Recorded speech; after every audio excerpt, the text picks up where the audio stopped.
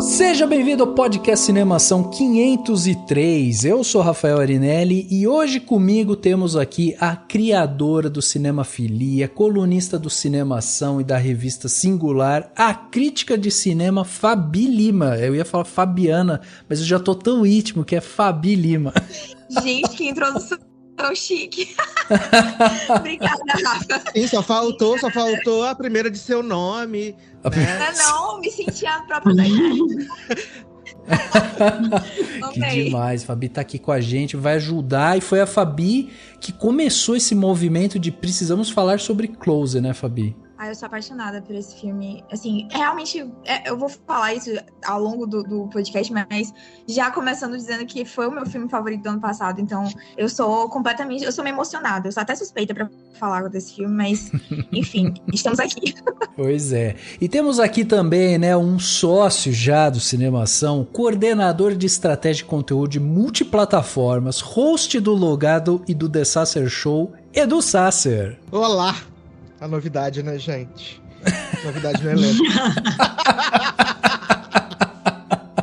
Novidade no elenco, eu nunca vi. Novidade no elenco, pois é. Eduzinho tá aqui com a gente. Assim como o Fabi também, meu filme favorito do ano passado. Fizemos essa campanha, estamos pressionando o Rafael desde dezembro. É verdade. Estamos pressionando todos os dias, mandando mensagem, marcando ele no Twitter para ele poder ficar exposto mesmo, não dizer que não viu. É isso. E eu sou assim, eu cedo a pressões, então... Mas pelo menos tá cedendo a pressão pra coisa boa, né? Exatamente.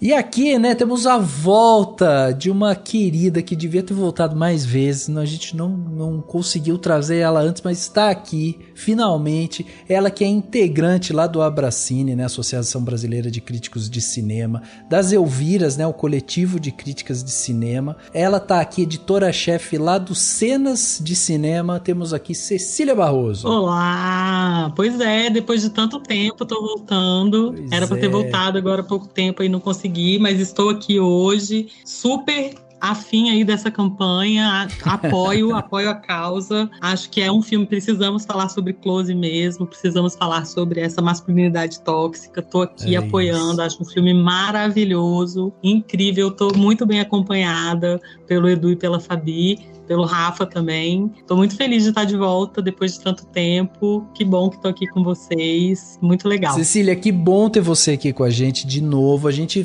participou, né? A gente conversou anteriormente em 2019, antes de pandemia, antes dessas coisas, a gente conversou lá sobre Martin Scorsese, que é um dos seus diretores favoritos também, né? Uhum, exatamente. Um dos caras que me fez entrar nesse mundo da crítica de cinema. Pois é. Me empurrou, assim, né, vamos estudar isso, vamos entrar nesse mundo. Um dos, né? Você tá ansiosa pro filme novo? Tô ansiosa pro filme novo. O filme é sério, gente. É filme, via treta, que treta, hein, gente? Quantas horas dessa treta? Eu falei, gente, as pessoas têm mais o que fazer, não? De cair numa treta dessa. Treta infinita, buraco negro da cinefilia. Pois é, pelo amor de Deus, nem me meti nisso. Mas é isso, meus amigos, muito bem, ó, no dia 21 de abril agora vai estrear na MUBI justamente o filme belga aí, o Close, né, que é hoje tema aqui desse podcast, um filme que concorreu a melhor filme estrangeiro no Oscar de 2023 e acabou perdendo, né, pra Nada de Novo no Front. E o filme, que é do diretor Lucas Dont, né, um filme muito potente, sensível, e hoje nós vamos debater sobre o filme com spoilers. Então você que ainda não viu o filme e não gosta de tomar spoiler, já fica esse aviso aqui. Caso contrário, né, fica aqui com a gente, porque o papo vai ser muito bom sobre o filme. A gente tem muita coisa para falar sobre ele, e tenho certeza que mesmo que você não tenha visto o filme, escute esse podcast, você vai conseguir ver o filme, né, com outras coisas, outras camadas ali já descobertas e tal. Então é um filme realmente que tem muito pra gente falar. Então vamos bater um papo aqui sobre Close, mas no segundo ato desse podcast.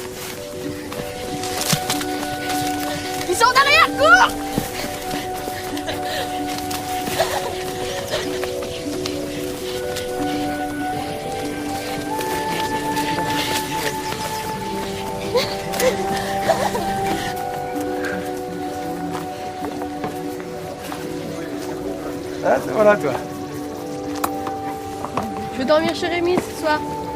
Tu vas venir chez nous un jour? Peut-être. Oh, mais c'est super gentil ça, on va venir d'un peu grand frère. Hein. Non, c'est mort. Viens travailler un jour.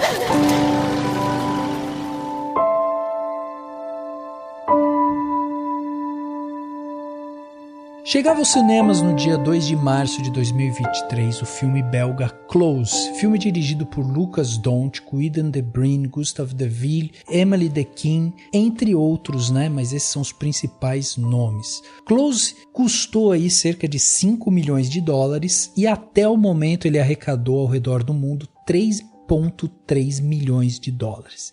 O filme mostra que com 13 anos, Léo e Remy são inseparáveis.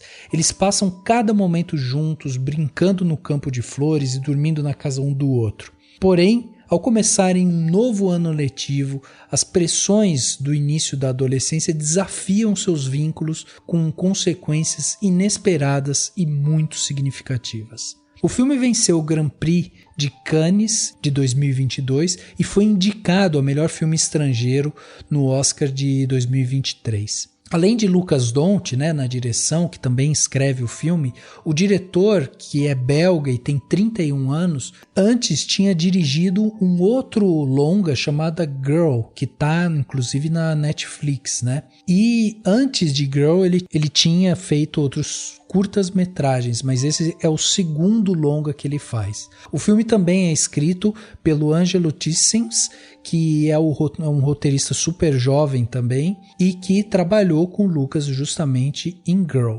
Aliás, vale a pena destacar aqui, né, que os dois atores mirins, o Aidan de Green e o Gustave Deville, é o primeiro filme da carreira deles, então, assim, é a primeira vez que a gente está vendo eles em tela. Mas também vale a pena destacar que apesar da gente ter um diretor muito novo, um roteirista muito novo, dois atores que estão iniciando as suas carreiras, a gente tem, por exemplo, o Frank Van de Eede, que é o fotógrafo bastante experiente, que trabalhou em Zurique, trabalhou também no Girl, em Animals, né, todos os filmes belgas aí, e temos também o montador, o Alain de Savage, que é o montador também bastante experiente, que trabalha aqui em Close, mas que já tinha trabalhado também em Now Here, Demon Walls e o próprio Girl, que é o filme aí do Lucas Dont. Ou seja, uma coisa que é legal da gente mencionar é que o Lucas, por mais que seja um diretor novo, ele acabou se rodeando ali de pessoas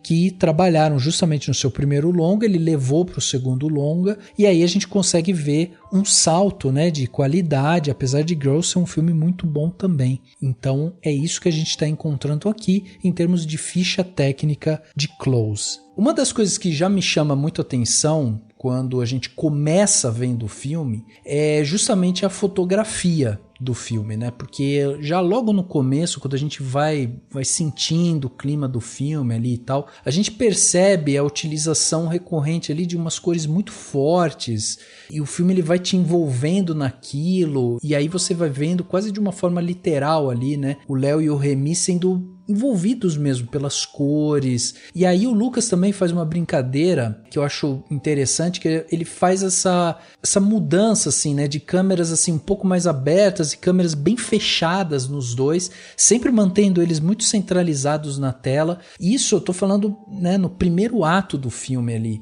Então é interessante como já logo no começo, quando a gente vai sentindo o que é o Close, sobre o que a gente vai mergulhar ali, ele já meio que dá essa sensação de que a gente tá vendo esses dois personagens, o Léo e o Remy, eles são o centro, né? Eles estão justamente no centro da tela e eles são o centro um do outro, né? Um completa o outro, um tá muito conectado com o outro, então tem uma delicadeza, uma sutileza já logo no começo que é muito interessante, assim. E eu acho também interessantíssimo eles começarem numa brincadeira dentro de um galpão ali, enfim, brincando como se eles estivessem sendo invadidos e tal, que é mais ou menos isso que a gente vai fazer. É uma amizade tão potente essa daí, que parece que é a gente que tá invadindo essa amizade, é a gente que tá entrando no meio daquela amizade ali. E aí a gente já tem logo de cara essa apresentação de uma forma muito delicada, muito potente aí no começo do filme.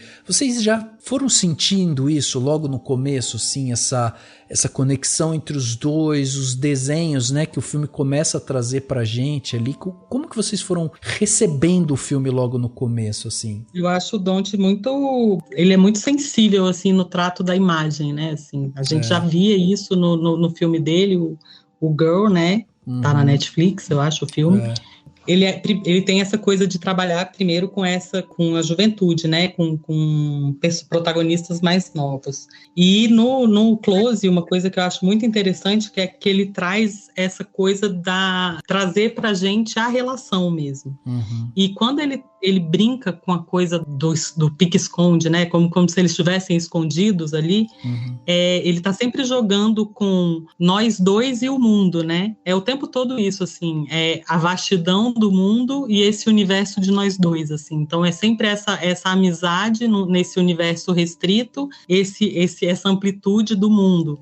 Às vezes, um mundo que não compreende essa relação que é nossa, que é tão próxima, que é de nós dois, que você falou muito bem aí, que eu acho que é o nosso universo, é o nosso mundo, acho até independe, assim, muitas pessoas tentam entender o que é a relação, é uma relação homoafetiva, não interessa, é uma relação dos dois ali, né, assim, essa relação que se constrói entre essas duas pessoas, e ele está muito interessado em estabelecer essa relação entre essas duas pessoas, é um universo dessa relação mesmo, e ele traz isso cenicamente, e ele abre isso para o mundo, né, assim, quando ele vai para aqueles planos super abertos, assim, e tem essa coisa da cor e do escuro, que é a coisa que é tão particular deles também ali, assim. Então, a gente desnudando, eu gosto dessa coisa, dessas brincadeiras dele dos espaços e da luz também, né, que é um filme que é muito solar e às vezes nem combina com os sentimentos, às vezes, mas como ele está sempre jogando isso com as relações e com os ambientes, assim, eu gosto muito, eu acho o filme de uma delicadeza, de uma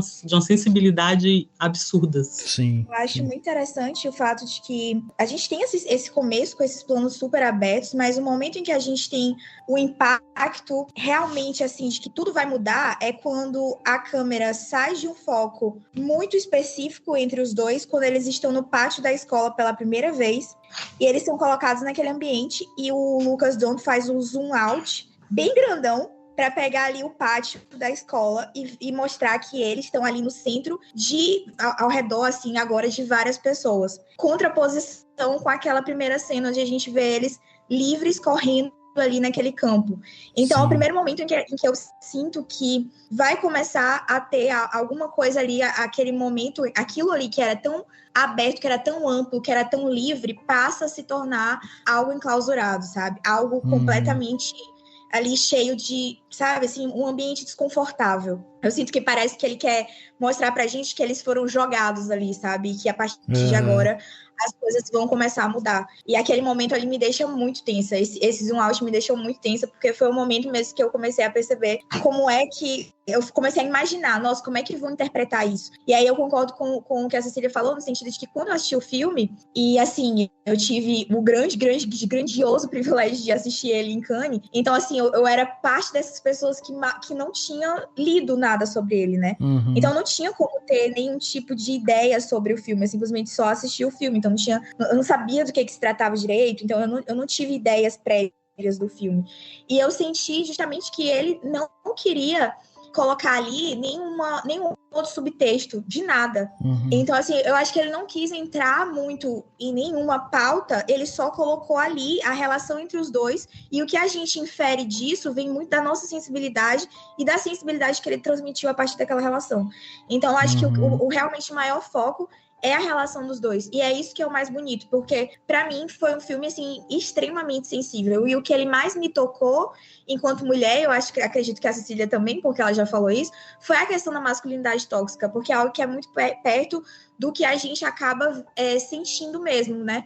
E que a gente acaba tendo que conversar. Porque nós, enquanto mulheres, a gente sempre fala dentro do feminismo sobre várias pautas, mas a masculinidade tóxica, por envolver também esse nosso olhar e nosso diálogo maior com homens, acaba se tornando algo que a gente não fala muito, não cita muito. E eu acho que é um filme que trata isso muito bem. Eu até ia perguntar, não sei se é uma sensação também, porque enquanto vocês estavam falando, eu estava pensando um pouco nisso, que é essa questão assim, quando a gente começa o filme, ele faz sempre umas sobreposições, né, do Remy com o Léo, assim, eles estão sempre um meio que sobrepondo o outro na tela. Então, quando ele foca no Léo, o Remy tá meio em desfoque, daí depois o Léo tá desfocado e o Remy focado. Eles estão sempre nessa coisa meio que sobrepondo o outro, no sentido de eles estarem realmente se compondo, né? Então eles compõem a cena de uma forma fica muito clara, principalmente no começo, quando eles saem correndo, e aí depois, até quando o Remy tá tocando a flauta, e aí ele faz umas mudanças de foco ali, né? Tem horas que ele foca no Léo, depois ele volta pro Remy, e eles estão sempre conectados, eles estão encaixados assim, um do lado do outro. Agora, isso enquanto vocês estavam falando sobre a masculinidade tóxica e as cores e tudo mais, eu ia perguntar pra vocês, não dá uma sensação também que tem uma coisa, talvez não tenha sido exatamente proposital, mas é quase que provocar o público a ficar julgando a cena, sabe assim?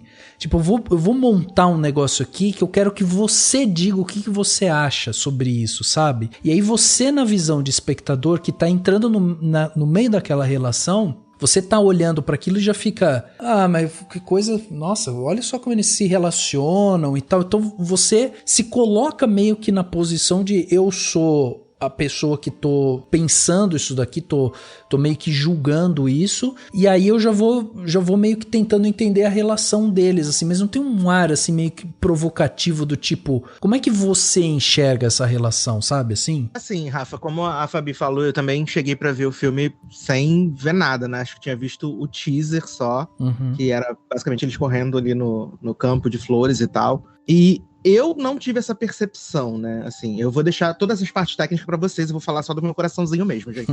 Eu tive a impressão que eu tive desde que eles começam ali mostrar essa relação entre eles dois, que mais do que qualquer coisa que poderia ter de ser um relacionamento entre eles dois, uma coisa homoafetiva ou não, eu acho que o principal pra mim, o que me chamou a atenção desde o começo é a cumplicidade entre eles e a admiração que um tem pelo outro. A gente vê isso em várias partes do filme, quando o Remy tá ensaiando a flautinha, depois quando ele tá lá se apresentando, né, e você vê o brilho no olho do Léo vendo o amigo fazendo ali, o quão o Léo se preocupa, de certa forma, com o Remy, né, quando eles estão ali na cama, e o Remy perde o sono, e o Léo começa a contar a historinha, para que ele possa esquecer, né? Porque ele fala que tá com muita coisa na cabeça, para que ele possa esquecer e focar no sono, no descanso.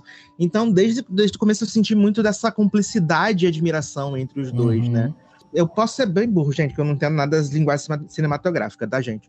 Que, tipo, pra mim, assim, até eles irem pra escola, tipo, era muito o foco nos dois, a câmera tá sempre muito perto deles dois, né?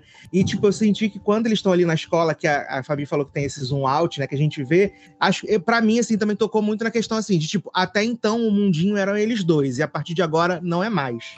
Eles estão inseridos dentro de todo um outro contexto, né? Eles estão desprotegidos, né, Dude? Exatamente, exatamente. E esse filme me bateu num lugar muito forte, assim, porque, assim, eu sou um homem gay. Mas, quando você tá na escola, você nunca quer ser julgado pelo fato do pessoal achar que você é mais delicado ou que você não se conecta, né, 100% com as atividades, com os esportes, com as coisas, é diferente. E me bateu num lugar muito, muito, muito forte quando eles estão ali no refeitório com os amigos e tal, né? Porque eles estão se conhecendo, na verdade, toda a turma. E a menina pergunta, vocês são um casal? E aquilo pega muito mal pro Léo. O Remy não, ele, ok, deixa passar. Porque a gente vê que o Remy tem esse lado mais sensível, do artista também, né? A relação que ele tem... Se bem que as duas famílias são muito amorosas, né? Aparentemente, né? São, As duas famílias são muito amorosas, então eles foram criados e estão dentro desse lugar amoroso e, de repente, eles são jogados na boca dos leões, né? Então, essa parte bate muito, muito pesado, assim, pra mim, sabe? viadinho, não sei o quê, sabe? E você querer se provar pras pessoas ao redor de que, não, você não é aquilo. Você vai se provar, você vai mostrar, você vai se afastar do que você gosta de fazer, do que você acha legal fazer, para que você possa estar inserido naquele meio e você não ser julgado ou subjugado pelo seu jeito de ser, seu jeito de agir, sabe? Isso me pegou num lugar muito, muito profundo, assim, de verdade. Est-ce que vous êtes ensemble? Non. Et pourquoi tu rigoles? Mais pourquoi il rigole? J'en sais rien, juste. Non, mais c'est juste que ça m'intéressait parce que vous aviez l'air grave proche pour ma meilleure amie, du coup, voilà. Mais c'est pas méchant. Bah non. Pourquoi on rigole? C'est pas vrai. Mais pourquoi tu dis ça? Parce que ça se voit. De quoi ça se voit? Donc vous êtes en couple, enfin je sais pas. C'est vrai qu'on se tient la main, qu'on se fait des câlins. Non.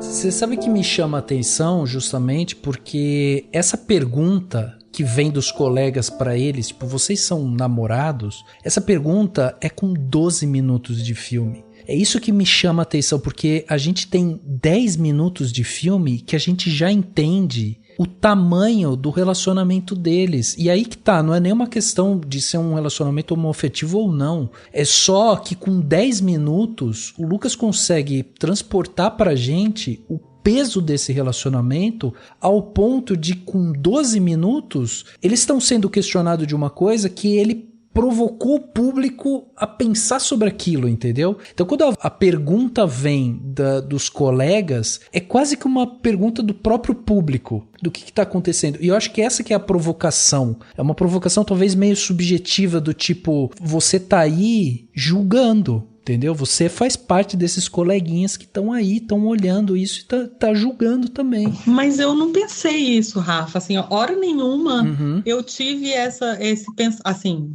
eu, né? Particularmente, eu vi essa relação pensando nisso, assim. Para mim, eram duas crianças amigas, muito amigas, que nasceram juntas, cresceram juntas, e em algum momento, nesta sociedade que determina que dois meninos que se relacionam daquele jeito, e mais até do que o zoom out que a Fabi está falando, a hora em que me deixa tensa é a hora da encostada de cabeça, é sonoro. O meu momento de tensão é sonoro, que é na hora que ele encosta a cabeça e tem o burburinho na sala. Sim, faz aquele na sala, né, que tem e tá todo mundo se apresentando, né, e você vê que os meninos são aquela coisa super masculina, né, de, eu jogo rugby, eu faço não sei o que, eu jogo futebol, eu conheço o jogador X, Y, Z, né, e aí um encosta a cabeça no ombro do outro, e aí você vê, mas assim, para mim, eu não tive esse momento de olhar para esses dois meninos e pensar num outro relacionamento. E eu acho que esse filme ele tem muitas outras camadas também de qual é a intenção dessa pergunta por aquelas meninas que fazem a pergunta também, de ter essa conotação para os meninos, como os meninos do grupo, que não são eles dois, enxergam isso, como o Léo e o Reni enxergam isso diferentemente. Eu acho que são muitas camadas, mas assim, eu espectadora Cecília, não crítica, espectadora, tá? Não tive essa aproximação com a relação dos dois nos 12 minutos. A partir do momento em que se chega na pergunta, isso vira uma questão. Mas até ali eu não estava olhando desse jeito. Eu acho interessante porque eu estava vendo umas entrevistas, né, do Lucas, e ele fala sobre essa questão, né, da masculinidade e tal. E eu acho que, para mim, chamou um pouco mais atenção isso, porque é isso, né? Quando eu vejo esses dois meninos, eu me coloco muito no lugar deles, né? E como eles se relacionam e tudo mais. E aí eu me deparei com isso, com os meus próprios preconceitos, com as minhas próprias... o meu próprio olhar, né, de agressividade, né, que o mundo vem e a sociedade vem e te tenta encaixar dentro de um sistema já bem patriarcal e tudo mais. E aí eu achei engraçado porque o Lucas, ele faz um comentário quando perguntado pra ele da onde veio a inspiração pra fazer o filme, e aí ele fala que ele era o segundo longa dele, ele tava pensando o que queria fazer e tal, e aí ele lê um livro que se chama Deep Secrets, que é de uma psicóloga americana, e ela passou 5 anos da vida dela conversando e acompanhando a vida de 150 meninos. E aí ela tem um momento dentro desse livro em que ela pergunta para os meninos, quando eles têm 13 anos, como é que eles se veem com a relação de amizade deles com outros meninos. E aí os depoimentos que ela recolhe desses meninos de 13 anos é uma história de amor. Eles contam e falam das amizades deles com orgulho, com paixão, com intimidade, sabe? Com tudo isso, envolvendo tudo isso. E aí ela volta a fazer a mesma pergunta quando eles têm 16, 17, 18 anos, e aí ela percebe a mudança completa. Eles já não têm mais o vocabulário, eles não conseguem mais demonstrar essa história, esse carinho, essa afetividade pelos amigos, se torna uma coisa muito mais física e predatória ali, né, de um querer ganhar do outro e não sei o quê. E aí ela percebe isso, que em algum lugar nesse caminho, entre os 13 anos e os 16, ficou pelo caminho essa questão da afetividade, da intimidade, e como que os homens lidam com essa questão da intimidade. E isso foi algo que para mim me tocou muito nesse filme, por conta disso, assim, eu comecei a refletir que, por exemplo, hoje eu sou uma pessoa que eu gosto de chegar nos meus amigos e eu beijo os meus amigos, eu dou um abraço e beijo eles, mas eu percebo que não é uma coisa que eles gostam muito, entendeu? Não é normal, não é todos os amigos que gostam e tal, e eu gosto disso, eu gosto de mostrar para os meus amigos essa questão da minha afetividade com eles, mas foi uma desconstrução, né? E aí quando eu vejo um filme onde me mostra, me joga na cara que essa afetividade foi arrancada de mim, né, pela sociedade, pela estrutura e tudo mais, é muito violento, mas ele mostra de uma maneira tão sensível, tão delicada, que bate lá no fundo, entendeu? Eu acho que, assim, existem vários temas que são adjacentes, né, nesse filme, porque se a gente vai falar sobre masculinidade tóxica, não tem como a gente não falar sobre machismo, não tem como a gente não falar sobre homofobia, porque são assuntos que são muito adjacentes. E, assim, o que mais eu achei, uma das partes que eu mais chorei no filme, eu não sei nem dizer qual foi a parte que eu mais chorei, mas uma das partes que eu mais chorei no filme foi quando ele expressa a dor que ele estava sentindo do luto através do choro, finalmente, porque... Nossa, aí eu tava acabado, destruído, jogado no chão. Porque até então, a gente percebe que a forma como ele usa para expressar o luto dele é de muita agressividade, né? Sim. Ele tenta sair desse local de agressividade, mas de início ele não consegue. Porque ele entrou no rugby, né? No hockey, na verdade, para poder... para poder ser inserido naquele contexto, né? Para poder se sentir pertencente àquele contexto, àquele local, enfim. Se provar para os outros, né? E quando ele começa a se expressar esse luto, ele começa pela fase violenta, ele começa por essa fase. E aí ele quebra o braço. E aí, para mim, essa metáfora dele de quando o braço, quando ele finalmente tira o gesso, é quando ele chora. E isso, para mim, foi muito impactante, porque eu sempre vejo que os homens realmente são ensinados a mostrarem as suas tristezas e a sua sensibilidade através de sentimentos violentos, né? De ações violentas. Nunca é um afeto, nunca é uma demonstração de afeto, nunca é uma demonstração de fraqueza, nunca é uma demonstração de vulnerabilidade. E isso foi o que mais me tocou mesmo, porque, enfim, eu acho que isso é uma coisa que a gente realmente fala muito pouco enquanto sociedade, e acaba que esses homens são ensinados a reprimir essas emoções das piores formas possíveis, mostrarem elas e manifestarem elas da pior forma possível, que é projetando essa violência em outras pessoas, inclusive em mulheres, principalmente em mulheres, né? Então a gente acaba percebendo o quanto que isso é danoso pra gente enquanto sociedade, o quanto que esse olhar que a gente tem, que é cruel, o que esse filme faz é mostrar que a gente tem esse olhar sobre crianças, isso que é o mais cruel, né? Que a gente não perdoa nem as crianças, então assim, a gente não consegue ver sem malícia nem as crianças, né? A gente não consegue ver sem julgar sem apontar de a pior forma possível, nem as crianças. Então, o que vai ser desses homens aí no futuro? O que eles vão pensar? Como é que isso vai chegar na idade adulta? Vai chegar em forma de depressão, vai chegar em forma de transtornos que nem eles mesmos vão entender. Então, é por isso que me impressiona de falar sobre Close, para mim também é falar sobre o número de homens depressivos, o número de homens que sofrem de depressão, que sofrem de ideações suicidas já na vida adulta, sem entender como é que chegou a esse ponto e sem conseguir falar que chegou a esse ponto, né? Que é o mais doloroso de tudo também. Eu queria aproveitar isso que você falou para falar um pouquinho de cinema aqui, de como o Lucas Donte faz uma coisa que eu acho muito fenomenal nesse filme, que é essa questão que é muito idiota, mas que é um dos grandes pontos da masculinidade tóxica, que é o que o homem não pode sentir, né? E a coisa de que o homem não pode chorar, que é isso que você está falando. E o Léo, ele marca essa coisa de você não pode chorar como uma cobrança da sociedade, né? Assim, a gente cobra isso dos homens, assim, como se a sociedade e essa estrutura patriarcal que o Rafa falou, como se a gente estivesse sempre cobrando isso dos homens e das crianças, né? Que no caso do...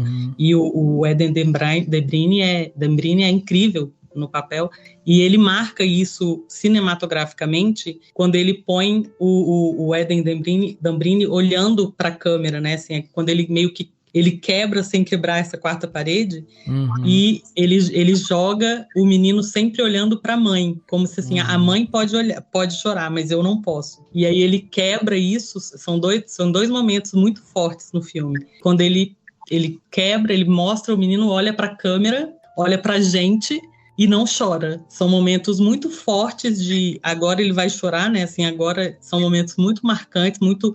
Tipo, agora é um momento de ruptura, de estresse extremo, em que você vai chorar. Ele olha para a câmera, a gente mergulha naquele olhar e ele não chora, mas ele tá olhando para a mãe, que é uma figura que teria a permissão de chorar, né? Assim, é a hora que ele vai no concerto, que o amigo não tá, que, né, já não existe mais o amigo, e a gente mergulha naquele olhar, mas é como se fosse assim, a sociedade está me olhando, então eu não tenho a permissão de chorar. Sim. Então, assim, é essa troca de olhar do espectador com ele, né? E na outra hora que ele está na mesa também. Então, assim, acho fenomenal cinematograficamente esses dois momentos no filme. Não, eu queria falar também de uma cena que me chama muito a atenção, né? Que é logo depois que o Léo começa a querer fazer outras atividades, né? Para poder ser separado do Remy.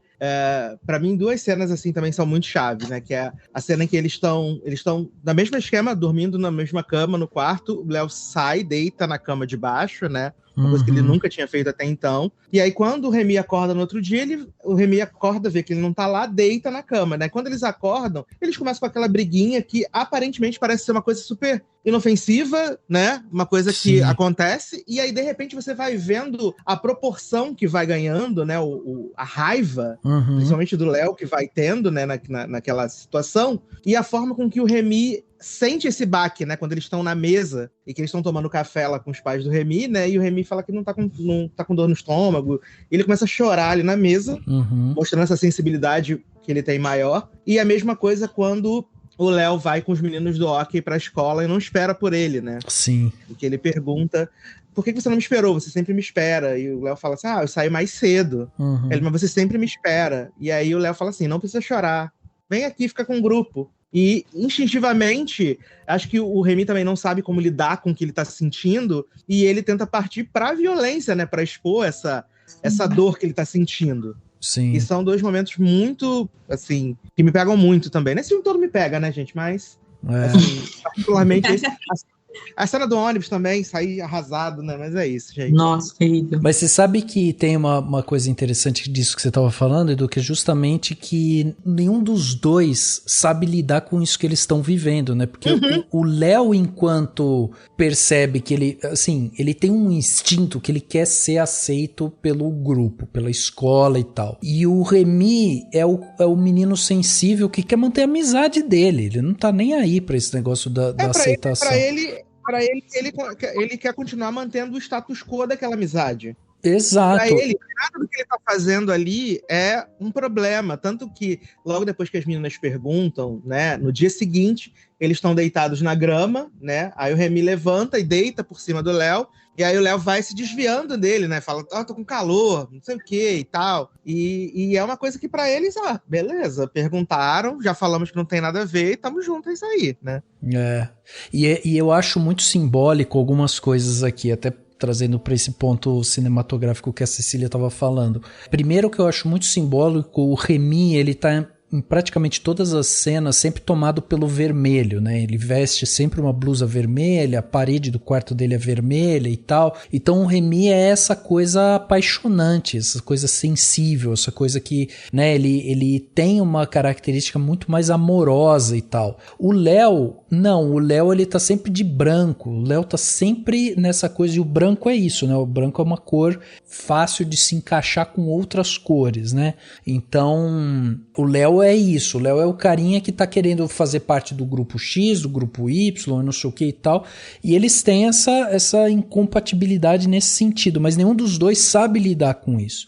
E aí tem uma coisa que eu acho muito interessante, que é, quando a Fabi traz esse ponto de que ele entrou no rock e tal, eu acho impressionante como aí vem, né, o Frank Den Eden, né, que é o fotógrafo do filme, e ele faz uma coisa ali de cor que a gente vê o Léo usando uma armadura, porque a partir do momento que ele coloca todos os equipamentos para ele ir pro rock, ele tá colocando uma armadura. Então ele tá entrando justamente num campo de batalha ali. E ali as cores muda completamente a tonalidade do filme, né? Você pega a primeira metade do filme, é um tipo de cor, é uma cor mais vibrante e tal, porque o Remy tá vivo, né? O Remy tá ali, apesar dele estar triste, deles estarem com esse conflito e tudo mais na relação deles, eles ainda têm um relacionamento ali, e isso traz vida e traz cor pros dois. Agora, a partir do momento que o Remy não tá mais ali,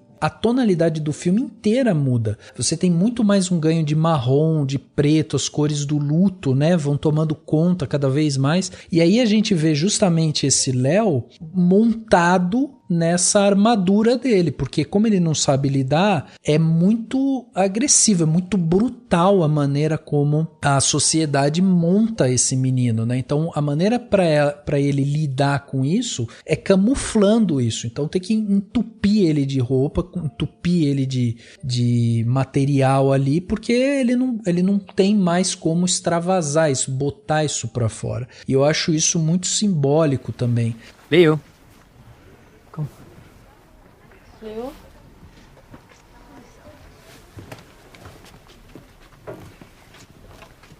Viens avec moi. Qu'est-ce qu'il y a?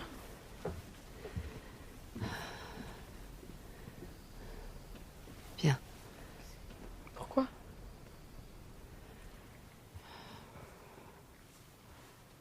Il s'est passé quelque chose.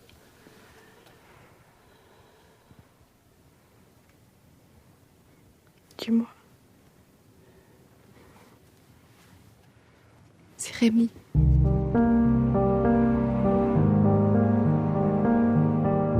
E aí tem duas falas do Lucas que eu acho interessante da gente trazer nesse ponto, que é, ele fala sobre a questão das flores, né? Ele fala que a primeira coisa que ele queria fazer, a primeira imagem que ele queria trazer do filme, e é justamente a primeira imagem que a gente vê, são dois meninos correndo por um campo colorido, porque a cor mostra um mundo de possibilidades ao redor deles. E eu tô falando de possibilidades, eu não tô falando mais de nada aqui, né? Tô falando justamente de que esses meninos têm um mundo ao redor deles, eles podem fazer o que eles quiserem ali. Depois a gente vai vendo que essas flores vão sendo retiradas, ao ponto em que a gente tem um Léo na colheita das flores num ambiente chuvoso e com lama e tal. Então tudo aquilo que era flor e tal desaparece, né? E o Lucas também fala que ele também queria fazer esse primeiro momento do filme, esse primeiro ato do filme ali, ele queria que passasse e desse uma sensação pro espectador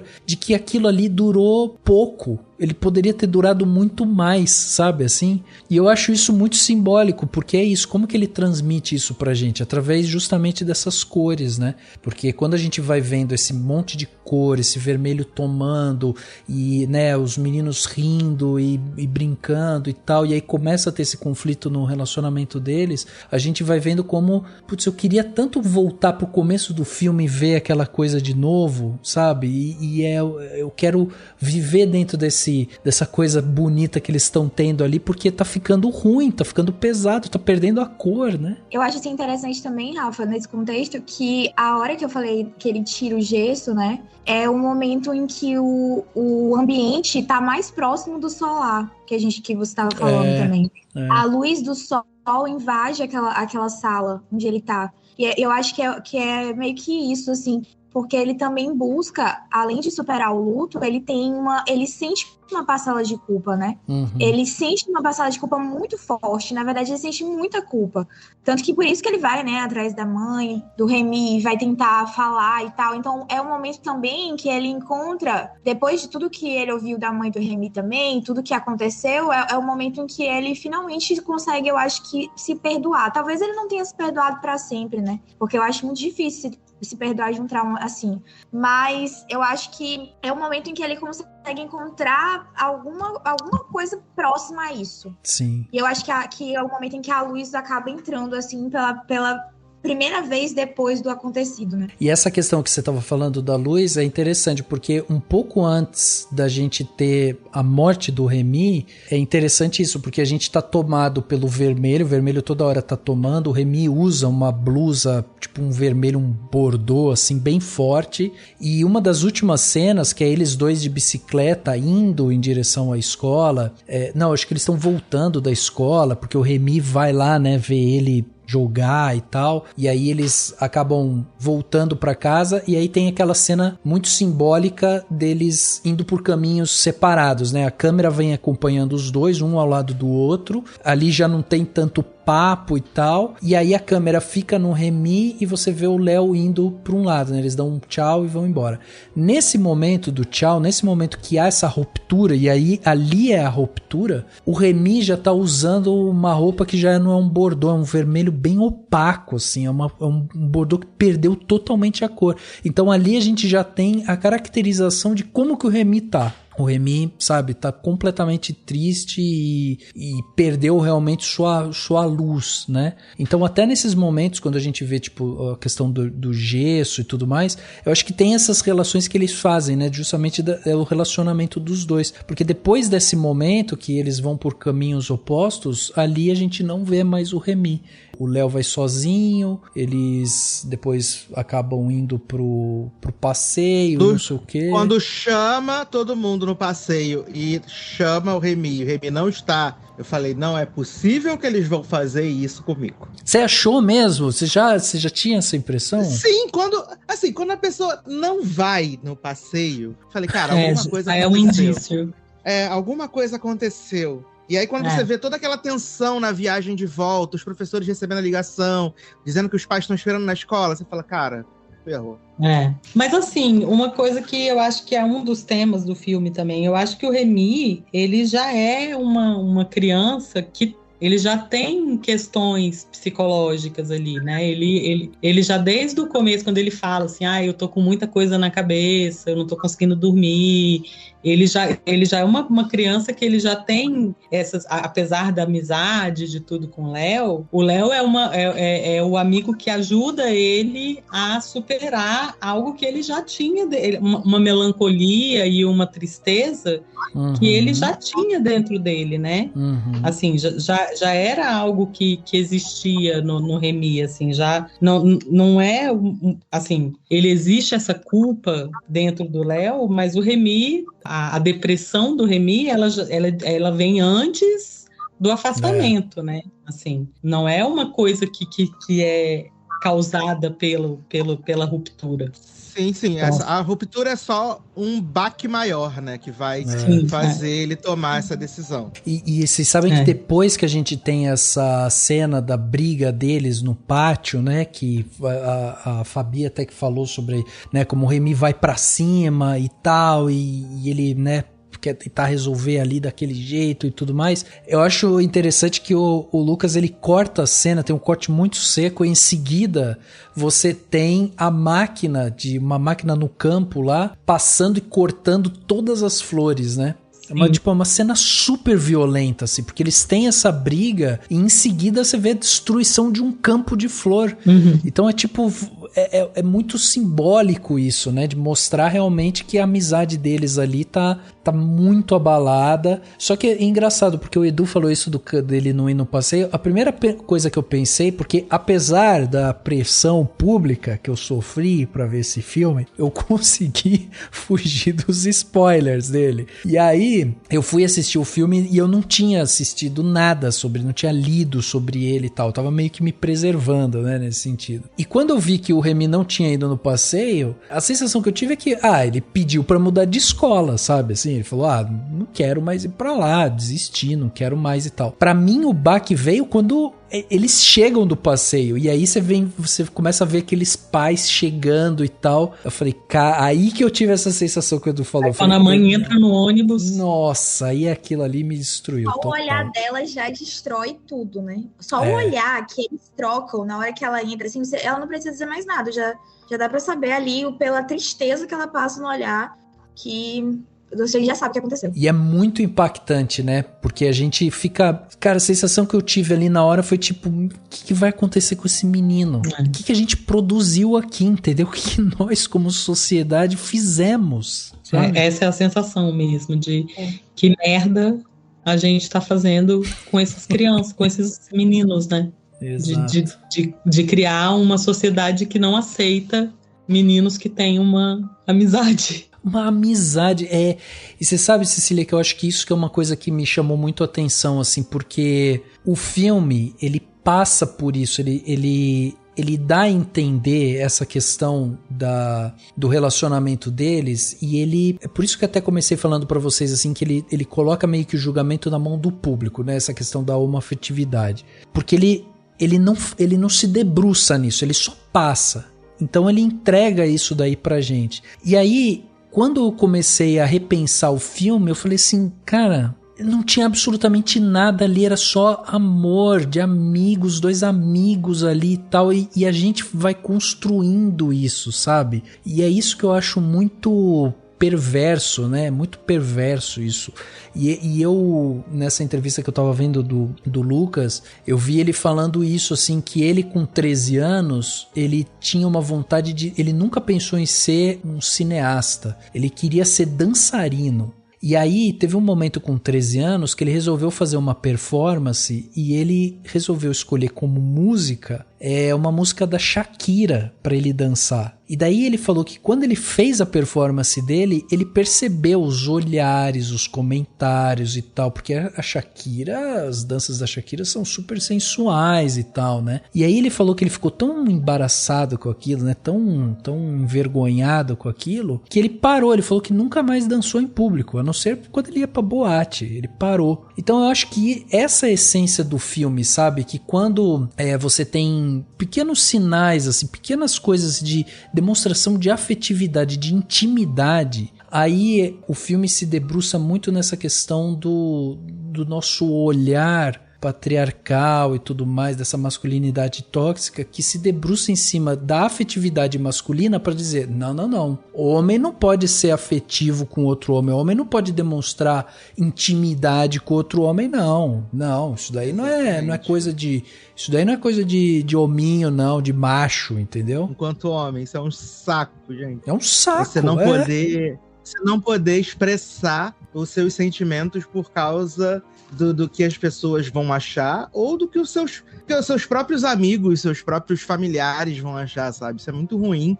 Eu tenho alguns amigos da época de ensino médio, nós somos amigos até hoje, né? A gente tá fazendo 22 anos de amizade. E é muito engraçado como a nossa relação se transformou ao longo dos anos, né?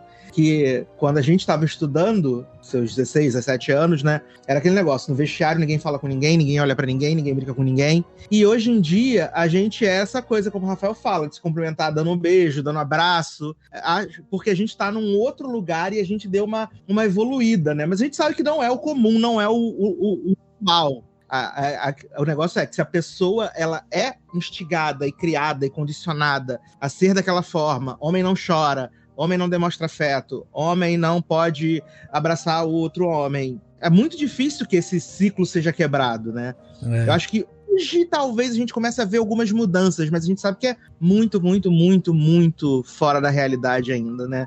Assim, você conseguir quebrar essas coisas. Tipo, eu conheço alguns pais que, tipo, filho tinha costume de dar beijo no rosto do pai antes de dormir, coisa assim, e que as pessoas acham super estranho, sabe? Sempre maldando a situação, e às vezes não tem maldade. É só realmente uma demonstração de afeto. A forma com que certas pessoas veem essa demonstração de afeto tornam essa coisa suja para quem tá vivendo, né?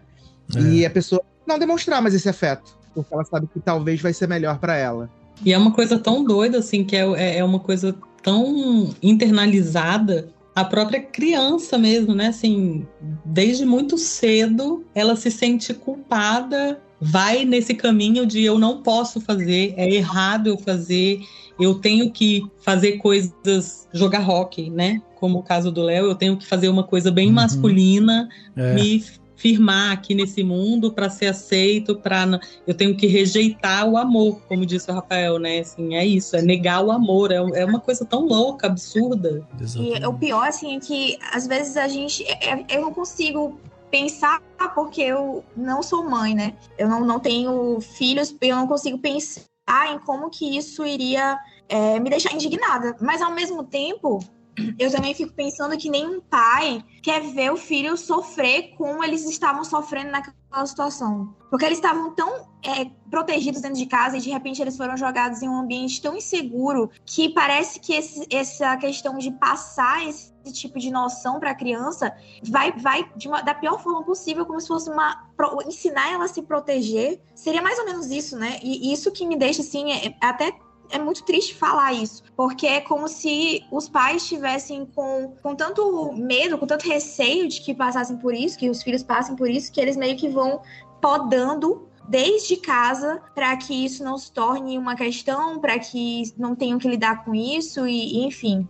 E isso é algo que é realmente muito, muito, muito internalizado e que a gente realmente não fala o suficiente porque é muito internalizado, né? Então, esses filmes, eles realmente, como Close, principalmente, assim, eu acho que ele bota a gente nesse lugar em que a gente pensa justamente sobre tudo que a gente passou desde a nossa criação. O que define esse afeto? O que define esse afeto com maldade ou não? Em que ponto que a gente passa a perceber isso ou não?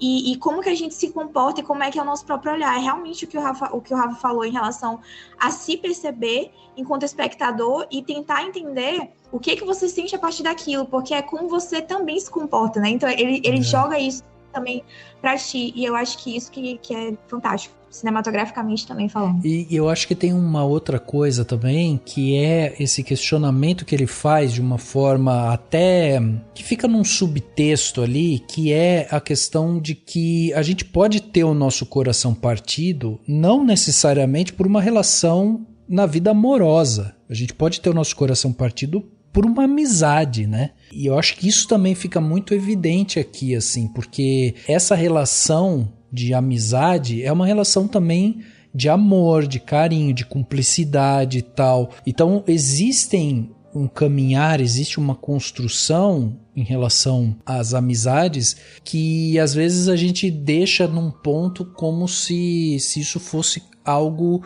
uma coisa menor de repente do que outras relações que você cultiva, principalmente em relação amorosa. Então eu acho interessante como ele coloca isso meio que num subtexto.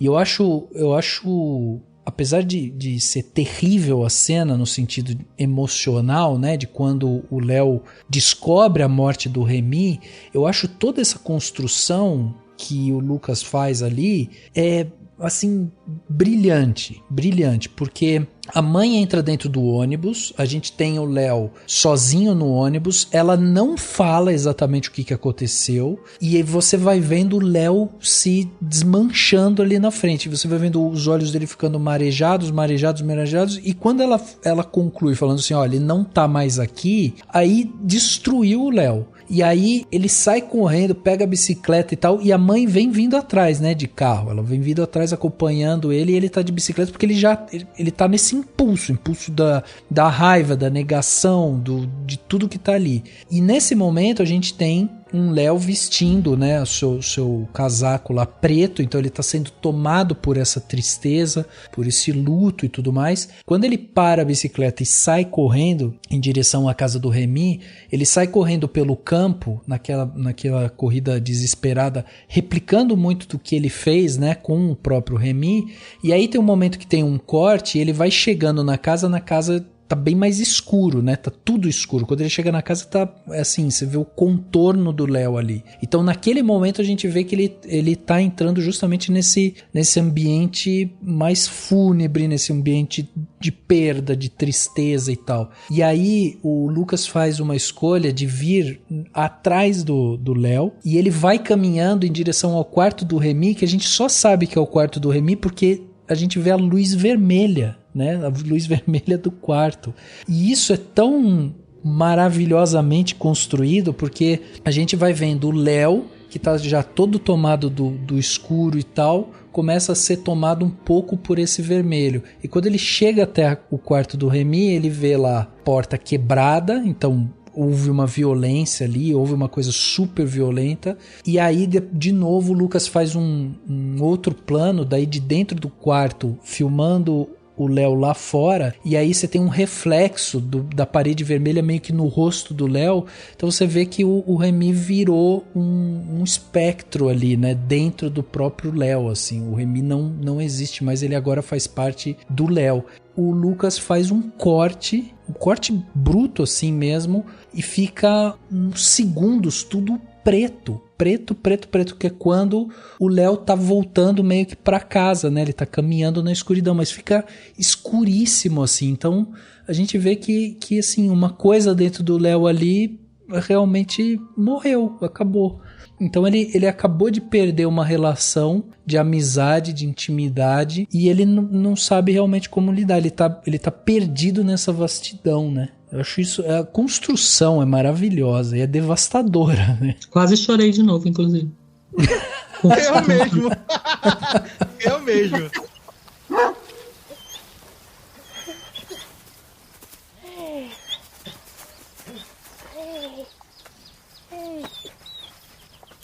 Viens.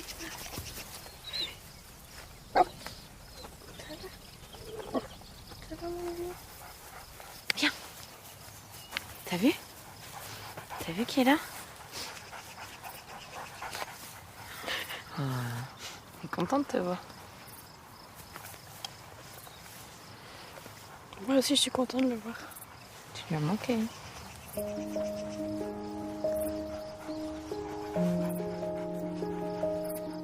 T'as le temps, tu veux rentrer?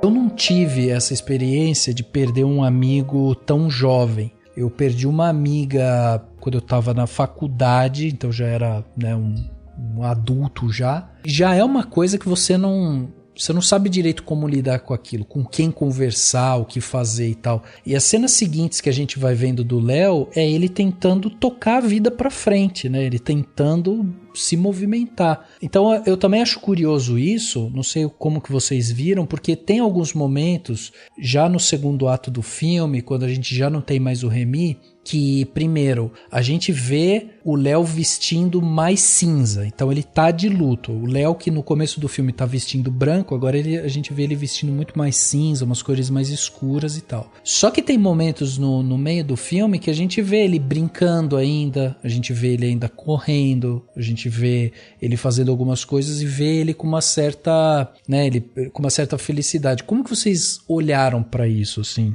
Ele é uma criança ainda, né, gente? Ele é uma criança, mas assim, a culpa é uma coisa que passa a fazer uma parte dele. Eu acho que ele passa a conviver com essa culpa devastadora, assim. É devastadora a culpa dele. É o que a Fabi fala. Ele, em algum momento, ele vai conseguir lidar com essa culpa, mas ela passa a ser parte, e por um bom tempo do filme, ela vira uma coisa dominante na vida dele, assim, né? Exato. A gente vê, até o final do filme mesmo, no momento em que a gente vê que ele consegue lidar com essa culpa de uma maneira melhor, assim, porque eu acho que é uma coisa que não vai ser superada totalmente, você vê que ele vê amigos brincando juntos, né, assim, 2 amigos brincando, ele sente essa ausência, assim, né? Sim. Mas é uma coisa que passa a ser parte dele também, como o Remy era, né? Existe uma parte aqui, ali também de regressão, né? Uhum. Então ele não tá demonstrando o luto necessariamente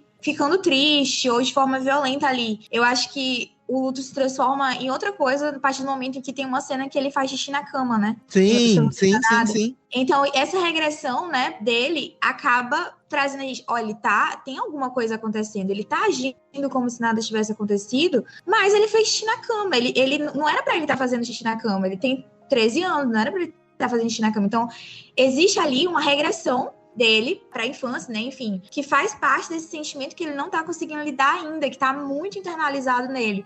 Então ele vai passando ali por algumas fases. E é por isso que eu acho também que o filme tem muito a ver com o próprio ato de crescer. Ele acaba sendo forçado ali a ter uma outra visão, porque não tem como ele passar por esse trauma sem ele ser forçado a crescer. Então o filme, ele é mais ou menos também pra mim, assim, ele meio que se encaixa num coming of age, talvez, bastante dramático, mas faz a gente pensar sobre todas as questões que envolvem crescer de um ponto de vista muito específico dentro de todos esses assuntos que a gente tá falando aqui também. E também tem, quando na escola estão fazendo as rodinhas, né, pro pessoal poder falar sobre o luto e tal, que ele se ira, né, ao ver as pessoas falando sobre coisas superficiais, sabe, do que eles viam Remy. Ele era uma pessoa muito alegre, ele era muito feliz, e ele se ira, né, ele sai, não quer ouvir, tipo, você sabe se ele era feliz? Ele parecia muito feliz, sabe, ele vê que, tipo, aquelas pessoas ali estão ao redor, que estão sofrendo, entre muitas aspas, mas só ele realmente sabe o que foi essa amizade, né, sabe? Só ele sabe, só ele, daquela roda ali, realmente conhecia o Remy a fundo, né? É também uma coisa bem interessante. E eu também gosto bastante de ver, a Fabi fala muito dessa questão da culpa, né? De que depois de um tempo a gente vê a mãe do Remy de volta à cena, né? E como essa culpa consome tanto ele, né? Que ele tenta manter uma certa normalidade quando ele tá perto dela, né? E ela perguntando como ele tá, se ele tá gostando de fazer o hockey e tal. E isso vai confrontando ele, né? Acho que ele fica naquela luta de falar o que aconteceu, mas entender que ela também tá passando por um momento difícil, e aí ele acaba guardando isso pra si, né? Até quando tem o final, né? Que ele decide realmente colocar pra fora, e é também muito poderoso também. Então, você acha que nesse momento tá meio que voltando? Você acha que a mãe volta por quê? Porque ela quer retomar alguma coisa relacionada com o filho? Tipo, eu quero...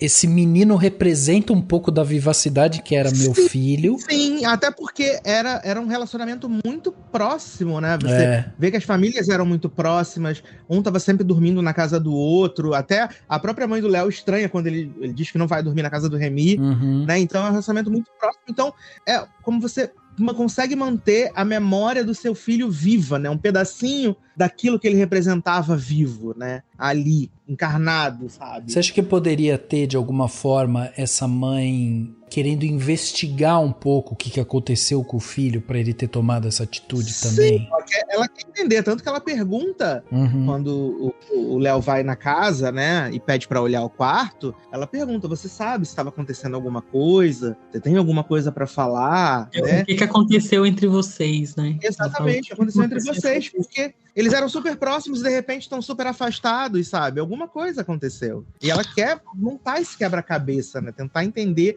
porque até é uma forma dela mesmo também encontrar esse encerramento, né? Pra essa perda. Porque, assim, eu imagino que para um pai perder um filho tão jovem deve ser uma coisa devastadora. A gente vê o pai, né? Que o pai voltou a trabalhar e aparentemente tá levando a vida de boa, mas quando ele vê o pessoal, o menino, o irmão do Léo falando que vai pra faculdade, ele vendo que as coisas que o filho dele não vai poder ter, não vai fazer, e ele não vai testemunhar, É, cara, destruidor. É destruidor, é. Olha, vou falar como mãe, tá? Assim, por favor. Que graças a Deus não passei por isso. E até estava pensando aqui que muito dessa minha visão, dessa amizade, foi totalmente influenciada por isso, porque cinema é subjetivo, né, gente? Então, meu filho tem um amigo de nascença e a amizade muito parecida com o de Léo e Remy, que essa simbiose, inclusive, a amiga agora está aqui em casa, morando comigo. Mas assim, eu imagino que o Remy, por ter todos esses problemas que ele tinha e que são indicados no filme, a saúde mental dele já vinha apresentando problemas, e a mãe sabe que existem, né? Assim, uma mãe sabe que um filho tem uma depressão, tem esses problemas, vai querer saber, vai querer entender isso, que é isso que o Eduardo falou, né? Assim, então, e ela sabe que não cabe essa culpa que o Léo tá carregando. Ela tem um afeto enorme pelo Léo, por ele ser um menino que esteve ali dentro da casa dela a vida inteira. Então, assim, existe esse afeto pelo Léo, e ela sabe que a culpa que ela, na hora que ele fala, a culpa foi minha, eu afastei ele, e ela vai sentir essa raiva ali na hora que ela escuta, ela sabe que essa culpa não cabe ao Léo, ela sabe que o filho dela não se matou por causa do Léo. Sim. Ela sabe que isso está atrelado a outra coisa, a uma coisa que é muito maior do que aquilo.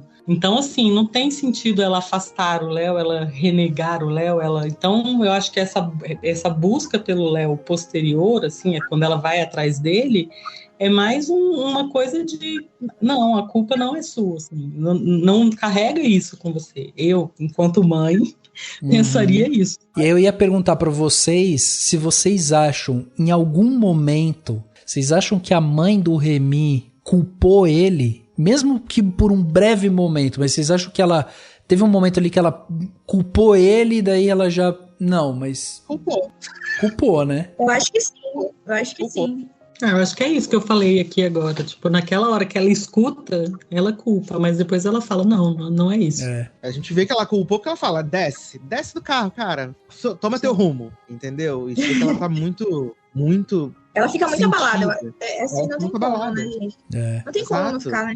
Enquanto mãe é difícil. Eu acho que tem uma coisa importante nessa figura da mãe, porque além desse resgate que ela vai fazer do Léo, como essa figura, né, que traz a vivacidade do Remy e tudo mais, essa cena específica do jantar me chama muito a atenção porque é o início ali do terceiro ato do filme, né, a gente pode dizer, porque o filme tem 1h40 mais ou menos, e aí essa cena acontece faltando uns 35, 40 minutos para acabar. E aí eu acho interessante porque a gente tá sentado na cabeceira da mesa, né? A gente tá sentado junto com eles ali, praticamente na figura do pai do Léo, porque ele quase não se manifesta, mas a gente tá sentado junto com eles ali. E eu acho interessante as escolhas que o Lucas vai fazer aqui de enquadramento, porque quando ele vai filmar o pai do Remy estaria sentado de frente praticamente pro Léo, ele tá sentado um pouco mais pra frente e na frente dele tá o irmão do Léo.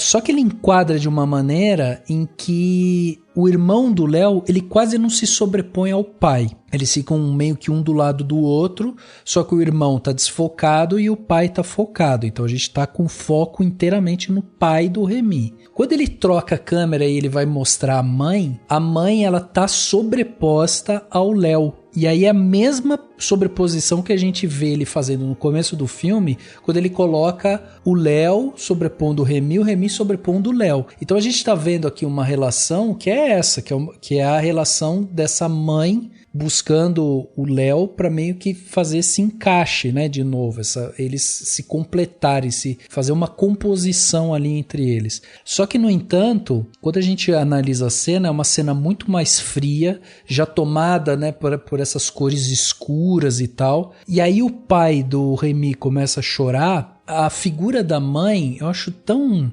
importante isso também da gente ver, porque ela é a pessoa que segura as pontas, assim. Ela é a pessoa que fez a gestação, colocou o menino no mundo, perdeu o filho, não sei o quê. E além de tudo, ela ainda tem que segurar a ponta. Então, assim, ela foi a parceira, ela reparou, ela percebeu que o Remy não estava legal, ela estava junto, ela acompanhava, né, o dia a dia. É ela que vai atrás do Léo. Ela tenta fazer essa composição junto com o Léo, né? Essa sobreposição dos dois ali. E é uma coisa super sofrida que eles não conseguem. Então, assim, a carga emocional em cima dessa mãe é gigantesca. Tanto que o choro real dela que a gente vai ver é só no final, quando o Léo realmente coloca pra fora aquilo que ele tava sentindo. Exato. Né? Eu queria até falar falo dessas relações, né? Uma relação que se torna muito importante nessa parte final do filme, né? Que é o irmão do Léo, né? E ele, né? Eles aparentemente já são próximos, né? Mas eles se tornam muito mais próximos e o Léo se sente protegido, cuidado por esse irmão, né? E ele se sente livre pra falar, porque dói muito quando ele fala assim, eu sinto saudade dele. Nossa. E aí eu falecido, né? Mas até porque é isso, né, Edu? Quando ele tá sentado lá na escola com o Remy do lado e a menina pergunta se eles são namorados e tal, o Léo fica falando, não, a gente não é namorado não tem nada a ver e tal, a gente é amigo e tal. Ah, mas é porque vocês ficam eu vi vocês encostando no ombro um do outro e tal. Dele, não, é porque a gente é muito amigo, a gente é mais do que amigo, a gente é irmão. Quase irmão. A gente é irmão, a gente só não nasceu da mesma mãe, mas a gente é irmão. Então ele fala isso. E o irmão, efetivamente, biológico, meio que vai ganhando esse espaço mesmo, né? De irmão. Exato. Até porque ele sente, né, o que o irmão tá passando. Uhum. E ele se torna essa figura acolhedora que é necessário para esse momento, né? Até porque, como as meninas já falaram, ele não tá sabendo como lidar com essa culpa que ele sente, né? Então, sim, é muito importante ter essa figura acolhedora e o irmão entra em cena para ser essa figura com quem ele pode se abrir, com quem ele pode falar, com quem ele pode confiar, e é muito importante ter esse tipo de gente. E eu acho interessante porque nesse terceiro ato, né, a gente tem eu acho essa questão da colorização impressionante, até assim, eu fico me repetindo um pouco nisso, porque eu acho que eles passam muito bem essa questão dos sentimentos, né? Então, nesse momento, no terceiro ato, a gente tem o Léo praticamente vestindo um preto já, né? Ele tá vestindo tipo um cinza muito escuro e tal. É um outro Léo, é um Léo tipo já totalmente diferente daquilo. E aí tem um momento, depois desse jantar e tal, que vai mostrar ele na colheita da família, e aí eles estão recolhendo as flores, e aí tem um momento ali em que ele e o irmão brincam no campo também, né? Um fica brincando com o outro, eles saem correndo um atrás do outro e tal. Então, assim, de novo a gente vai vendo um pouco dessa vitalidade ali, né? Ele precisa se reconstruir, ele já passou por muita coisa. Aí, em seguida, ele vai dormir na casa daquele outro amigo, né? Do Rock. Sim, que a gente pensa que ele vai ser um otário e ele é um menino legal. É um legal, exatamente. Mas é tão esquisita essa dormida, né? Friona. Não tem a mesma coisa, né? Não, tanto que a brincadeira deles, eles vão sentar e jogar videogame de luta, né? De guerra, sei lá. Então, exato, já tem isso. Só que nesse caso, a gente vê já um Léo, tipo, de novo vestindo um cinza clarinho, né? Ali, ele já tá, tipo, ele saiu um pouquinho daquele sentimento. Que é no momento em que ele começa a resolver um pouco mais as coisas dentro dele, que a gente começa a caminhar para esse desfecho, né, da onde ele vai realmente, tipo, tentar enfrentar isso, vai falar com a mãe do Remy e tudo mais. Mas é isso, a gente já vê essa contraposição, assim, do que era ele com o Remy e ele agora com essa amizade.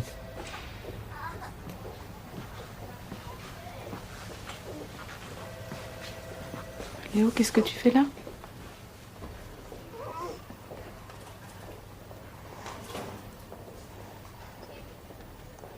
Comment t'es venu ici? J'ai pris le bus.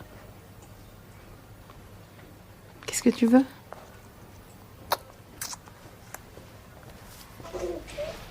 Je travaille.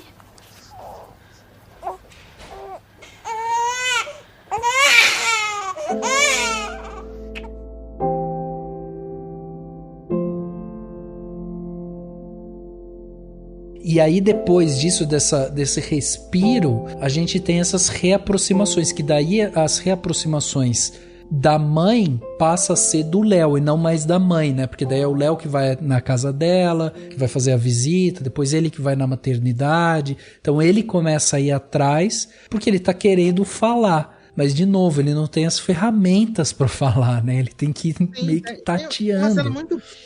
Até lembrei, agora eu não lembro exatamente em que momento ela se encaixa, né? Porque eu só vi esse filme 2 vezes, depois não aguentei mais. Que ele corre na chuva, né? E quando ele volta pra casa, a mãe tenta saber o que tá acontecendo com ele e ele não quer falar, ele só tem aquela reação muito emocional, né? De raiva e choro. E ela fala, eu não vou te largar, eu vou ficar aqui com você, né? Isso também ajudando ele a se reconstruir, como a Rafa falou. É depois que a mãe do Remy pergunta o que aconteceu entre vocês dois. Isso, muito obrigado. Perfeito. Eu acho que essa reconstrução dele é muito bonita por isso, né? Porque ele vai realmente se desculpando, né? Se autodesculpando ali. E essa cena que você falou, Edu, dele correndo, já é também pro final do filme, que como a Cecília falou, a mãe pergunta e tal. E é uma cena em que a gente tá dentro do quarto do Remy, tipo, a gente tá vivendo o universo do Remy mesmo, né? Então a gente tá, de novo, a gente volta a ser invadido pelas cores vermelhas ali e tal, só que o choque vem justamente nisso, né? Quando a mãe chega e fala, não, quero saber o que aconteceu, e aí tem uma ruptura mesmo, porque a gente tá envolvido naquilo ali, mas não tem mais o Remy. Então mesmo a cor que antes era uma cor viva e tal, ela some. E eu acho interessante porque daí é uma sequência. A mãe pergunta, ele foge, ele vai correndo na chuva, a mãe dele abraça ele, em seguida ele vai pro jogo de hóquei, aí ele quebra o braço, daí tem aquela cena que a Fabi lembrou dele chorando, e essa cena dele chorando dele com o braço quebrado. É muito bonito porque o médico fica achando que ele tá sentindo dor, exato, né? Ele fala, não, exatamente. Fica tranquilo. A gente sabe o porquê que ele tá chorando, né? A gente, o espectador sabe o que ele tá chorando. Só a gente. E aí o pai sabe, consola, né? Ele também, né? O pai dele também consola ele, né? Sim. E ele ali chorando. E chora bonito, né? O Éder Dambrini, né? Chora bonito, né? E pra mim a história da escalação dele é fantástica, né? De ter visto ele no trem e achado ele interessante, e chamaram pra fazer o teste, pra mim é maravilhoso. Foi assim? Eu não sabia dessa história, Sim, não. eu não sabia também. Sim, o Lucas não estava fazendo uma viagem, e aí ele viu o Éder Dambrini com os amigos no trem, achou ele muito articulado e convidou ele pra fazer o teste. E é isso. E o resto é história. Nossa, e ele é maravilhoso, né? Ele é maravilhoso. Nossa, ele é muito... E o Gustav também, né? Gustav de Veil, que é o Remy, também é incrível esse menino também. Assim, ele é incrível mesmo. Um casting maravilhoso, assim, maravilhoso. Quem sabe as mães são incríveis. Nossa, demais, demais. Todo mundo. É um elenco muito bom, muito afinado, muito acertado, e entregou, assim, sabe? Porque a gente sabe que a carga emocional que tem no filme poderia se tornar em algum momento piegas. E ele não é piegas. Não é. Eu vi alguém falando que... Algumas pessoas, na verdade, falando que o filme, ele intencionalmente levava a pessoa a uma espécie de, entre aspas, tortura emocional. Tipo, é como se fosse aquele filme apelativo, feito pra chorar. Tipo, sei lá, Um Milagre da Sala 7, sabe? Nossa! E aí eu... Nossa! Juro pra vocês que eu li muitos comentários. Depois, porque eu já falei muito desse filme, né? Então, constantemente eu fico falando, meu filme favorito e tal. E aí teve quando saiu, várias pessoas assistiram e vieram me dizer, nossa, mas eu não achei nada. Eu achei assim, comparavam principalmente com After Sun, primeiramente, de essa competição pra ver qual era o filme que foi lançado, que foi colocado na mesma época, mais ou menos, que fazia chorar mais. Como se houvesse algum tipo de competição nisso, né? Não faz sentido. Mas falaram disso também, falaram que as cenas eram muito intencionalmente feitas pra chorar. E eu acho que isso toca muito num ponto que eu tava ouvindo em um podcast, inclusive, mas agora eu não vou conseguir me lembrar qual foi, que estava falando sobre essas impressões. É interessante falar isso, que eu falei no começo também, que eu assisti sem saber, aí o Edu também falou que assistiu sem saber, vocês assistiram sem saber, sem spoiler nenhum. Mas, às vezes, a gente tem uma mania aqui, eu acho que porque a gente, obviamente, geograficamente, logisticamente e tudo mais, a gente mora em um país cuja distribuição é meio complicado, né? É meio muito complicado. Então acaba que a gente vê muitas impressões do filme, mesmo sem ler as críticas, mas a gente acaba vendo assim, quantos por cento tá em não sei aonde, quantas estrelas ganhou não sei o quê, e vê as pessoas falando que choraram muito e não sei o quê, e você inevitavelmente acaba assistindo, às vezes, alguns filmes com uma expectativa como se a pessoa já tivesse aquele olhar viciado. Eu vou assistir Close pra chorar, né? Sim, e eu acho isso sim. muito ruim. É bem ruim isso, porque você vai ficar esperando, você lê uma coisa dessa, você vai ficar esperando assim, vou ficar esperando o momento que eu vou chorar. E esse momento pode nunca vir. Sim. Porque você vai estar pensando nisso muito mais do que você vai estar prestando atenção na história. Você vai estar percebendo muito mais o que o filme está querendo fazer, que você já leu sobre isso antes. Então você vai com um olhar viciado sobre esses filmes, que as pessoas dizem que choram muito, ou as pessoas dizem que se chocam muito e tudo mais, e você acaba não sentindo, às vezes, o que o filme, na verdade, está querendo te passar, que é essa sensibilidade, né? A partir da sensibilidade que você vai conseguir criar uma conexão. E aí, se você não tem esse olhar, você vai já com esse olhar esperando sentir alguma coisa, e você não sente nada. Perfeito, é isso aí. Exatamente. Eu acho que tem que ter realmente essa visão de que tem momentos que você precisa deixar algumas coisas de lado, né, pra assistir o filme, porque realmente, se você for com uma expectativa X, né, a chance do filme ser aquilo que você estava esperando é mínima, né? Afinal de contas, o filme que vai te fazer chorar é só aquele que tá na sua cabeça, né, gente? Então não tem. A expectativa é o maior assassino de filmes, né? Sim. Exatamente. Sim. E é esse momento final do filme, que a gente tem a conversa dele com a mãe do Remy e tudo mais, a gente tem o final das aulas, né? Tipo, eles terminam as aulas e tal, e aí a gente tem aquele momento que o Léo sai correndo, e daí tem uma espécie de uma festa, né, das crianças ali, do final das aulas. E aí tem um momento em que o Lucas centraliza bem o Léo na tela e a gente vê os olhos do Léo marejados, né? Porque ele tá vendo o pessoal brincando e tal, e ali sem uma linha de diálogo, sem, sabe, uma coisa expositiva ali, assim, a gente vai entendendo o que tá passando na cabeça do Léo. Então, quando ele olha pro pessoal e ele corta a cena, mostra o pessoal pulando e tal, e aí volta pro Léo, a gente sabe que o Léo, ele tá incompleto ainda. E aí, a partir daquele momento, ele resolve que ele vai ter que resolver isso. Ele vai ter que, em algum momento, ele vai ter que enfrentar isso. E aí ele vai até a casa do Remy, vê lá, né, que tá tudo vazio, fechado, já não existe mais aquela luz vermelha lá dentro e tal. Aí ele pega o ônibus, vai até a cidade, encontra a mãe do Remy lá, e aí eles voltam e tudo. E eu tô falando dessa sequência de cenas, isso, gente, não tem um diálogo. O primeiro diálogo que vai ter do momento que tem a festa, do final das aulas, até ele encontrar a mãe, não tem uma linha de diálogo. O primeiro diálogo que vai ter é a mãe quando vê ele e vai perguntar pra ele: o que você tá fazendo aqui? Como você chegou aqui e tal. E nesse momento a gente já sabe o que ele tá querendo, né? A gente já tá sabendo que ele tá querendo esse acolhimento, o acolhimento do perdão, o acolhimento da mãe, da própria mãe, né? Ali, dessa figura materna. E Rafa, você falando dessa cena, é até interessante, né? Que é um contraste, né? Essa mãe que acabou de ter essa perda desse filho e ela trabalha justamente trazendo crianças ao mundo, né?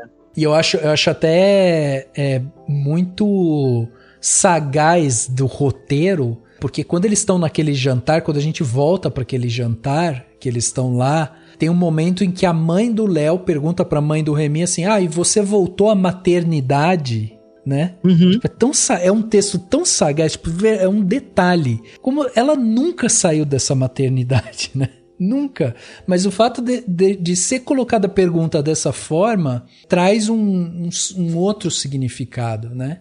E aí quando tem essa conclusão em que ele chega e fala pra ela que a culpa foi dele porque ele se afastou do Remy e tal, e tem esse pequeno momento em que ela vai culpar o Léo por aquilo e pede para ele sair do carro e tudo mais, a gente vê o tamanho do amor realmente que eles tinham, porque ela vai entendendo também que, tipo, o que esses dois tinham era tão especial, era tão incrível, que o meu filho não aguentou ficar sem esse menino. Esse menino tá se culpando esse tempo inteiro aqui por conta da perda do amigo. E aí que mora a principal questão, porque dois amigos que se completam, que se compõem na tela como a gente vê, que se somam, né, que tem essa afetividade, que tem essa intimidade, a sociedade quebra isso, né? A sociedade quebra isso de uma forma violenta, corrompida, e ela quebra isso dessa maneira. Então, assim, a gente até pode falar que, pô, mas o Remy já tinha alguma coisa, ele já tinha, a gente já vê essa sensibilidade nele em vários momentos, já vê que ele, né, ele tem alguns problemas emocionais ali, a gente não sabe direito o que é e tal, mas é isso, quando vem o peso da sociedade em cima, tem gente que não vai aguentar mesmo, tem gente que não aguenta, né? Uhum. E aí eu acho muito triste, mas ao mesmo tempo é muito forte você ver essa mulher vestida ali de enfermeira, enfim, andando pela mata, e quando ela olha para trás, o menino tá lá com o seu braço quebrado, completamente, ele até a montagem corporal dele, né? Ele tá todo encurvado, ele tá arredio, ele tá, sabe, minimizado, ele tá muito machucado com aquilo, e ele tá segurando um pedaço de pau, gente, pra se defender. Ele tá com medo dela, né? Tá com medo dela. Ele tá com medo dela. E aqui é um momento que ele não tá com a armadura dele, ele tá despido daquilo. Aquele menino que tava violento, que tava andando com rock, que tá cheio das armaduras, que corre, bate, quebra o braço, não sei o que e tal, aqui ele não tem nada disso, ele tá exposto, ele acabou de se expor, inclusive, pra ela. E ele tá só com um pedaço de pau porque ele tá com medo, ele não sabe como lidar com isso. É lindo demais, é lindo demais. Passa um relator. Voto com o relator. A última cena do filme é ele tirando o gesso, né? E vendo se o movimento do braço tá bom e tudo mais. E depois a gente tem uma retomada da cena dele correndo pelo campo, que é a primeira cena do filme. Exato. Só que aqui ele tá correndo sozinho, ele tá vestindo lá o seu cinza, né? Então isso nunca vai deixar ele, tipo, essa marca nunca vai sair dele, mas pelo menos quando ele para e ele olha pra trás, que é quase como a Cecília falou, né, quase como se ele quebrasse a quarta parede e olhasse pra gente.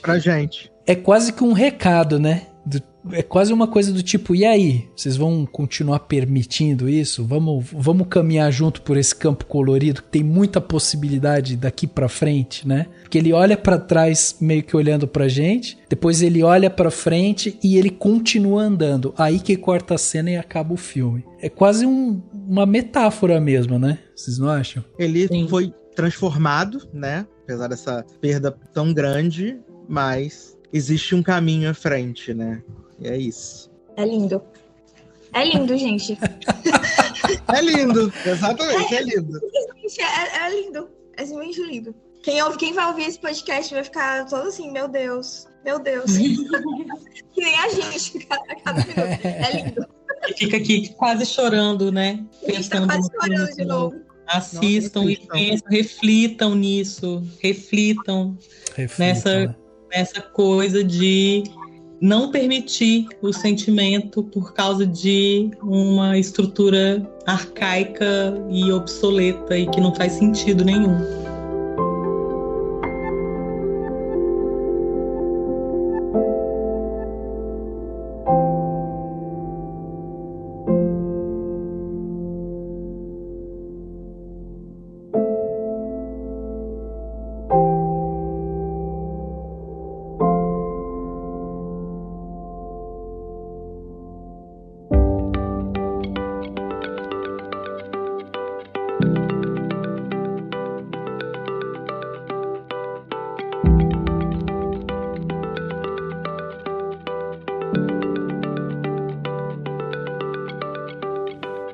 Plano Detalhe da semana, aquele momento que a gente dá dicas pra você, né? Uma das primeiras dicas é óbvio, se você não viu, vai lá na MUBI assistir Close, acho que tá mais do que recomendado, um filme maravilhoso que merece ser visto aí por várias pessoas para você refletir, pensar e tudo mais. E vamos começar aqui dando dicas para que você aí aproveite de outras maneiras, né, sua semana. Então vamos começar com você, Fabi, dessa vez. O que você trouxe de bom pra gente? Eu acho que eu vou indicar 2 filmes que vão no mesmo caminho do que a gente discutiu, né? Que é o Close. Eu vou indicar primeiro o Tomboy, da Céline Sciamma, que na verdade foi o primeiro filme que eu assisti dela, e ela é uma das minhas diretoras favoritas atualmente, e fala muito sobre o olhar, assim, conversa muito com Close, já numa questão mais voltada para a relação da sexualidade, que aí a gente também tocou várias vezes nessa pauta por aqui, mas no caso de Tomboy é bem, bem específico e voltado também para uma criança, então ela tem um olhar muito sensível para questões LGBTQIA+, e principalmente para essa fase da vida que ela vai retratar nesse filme, e é um filme que eu gosto muito, assim como vários filmes dela.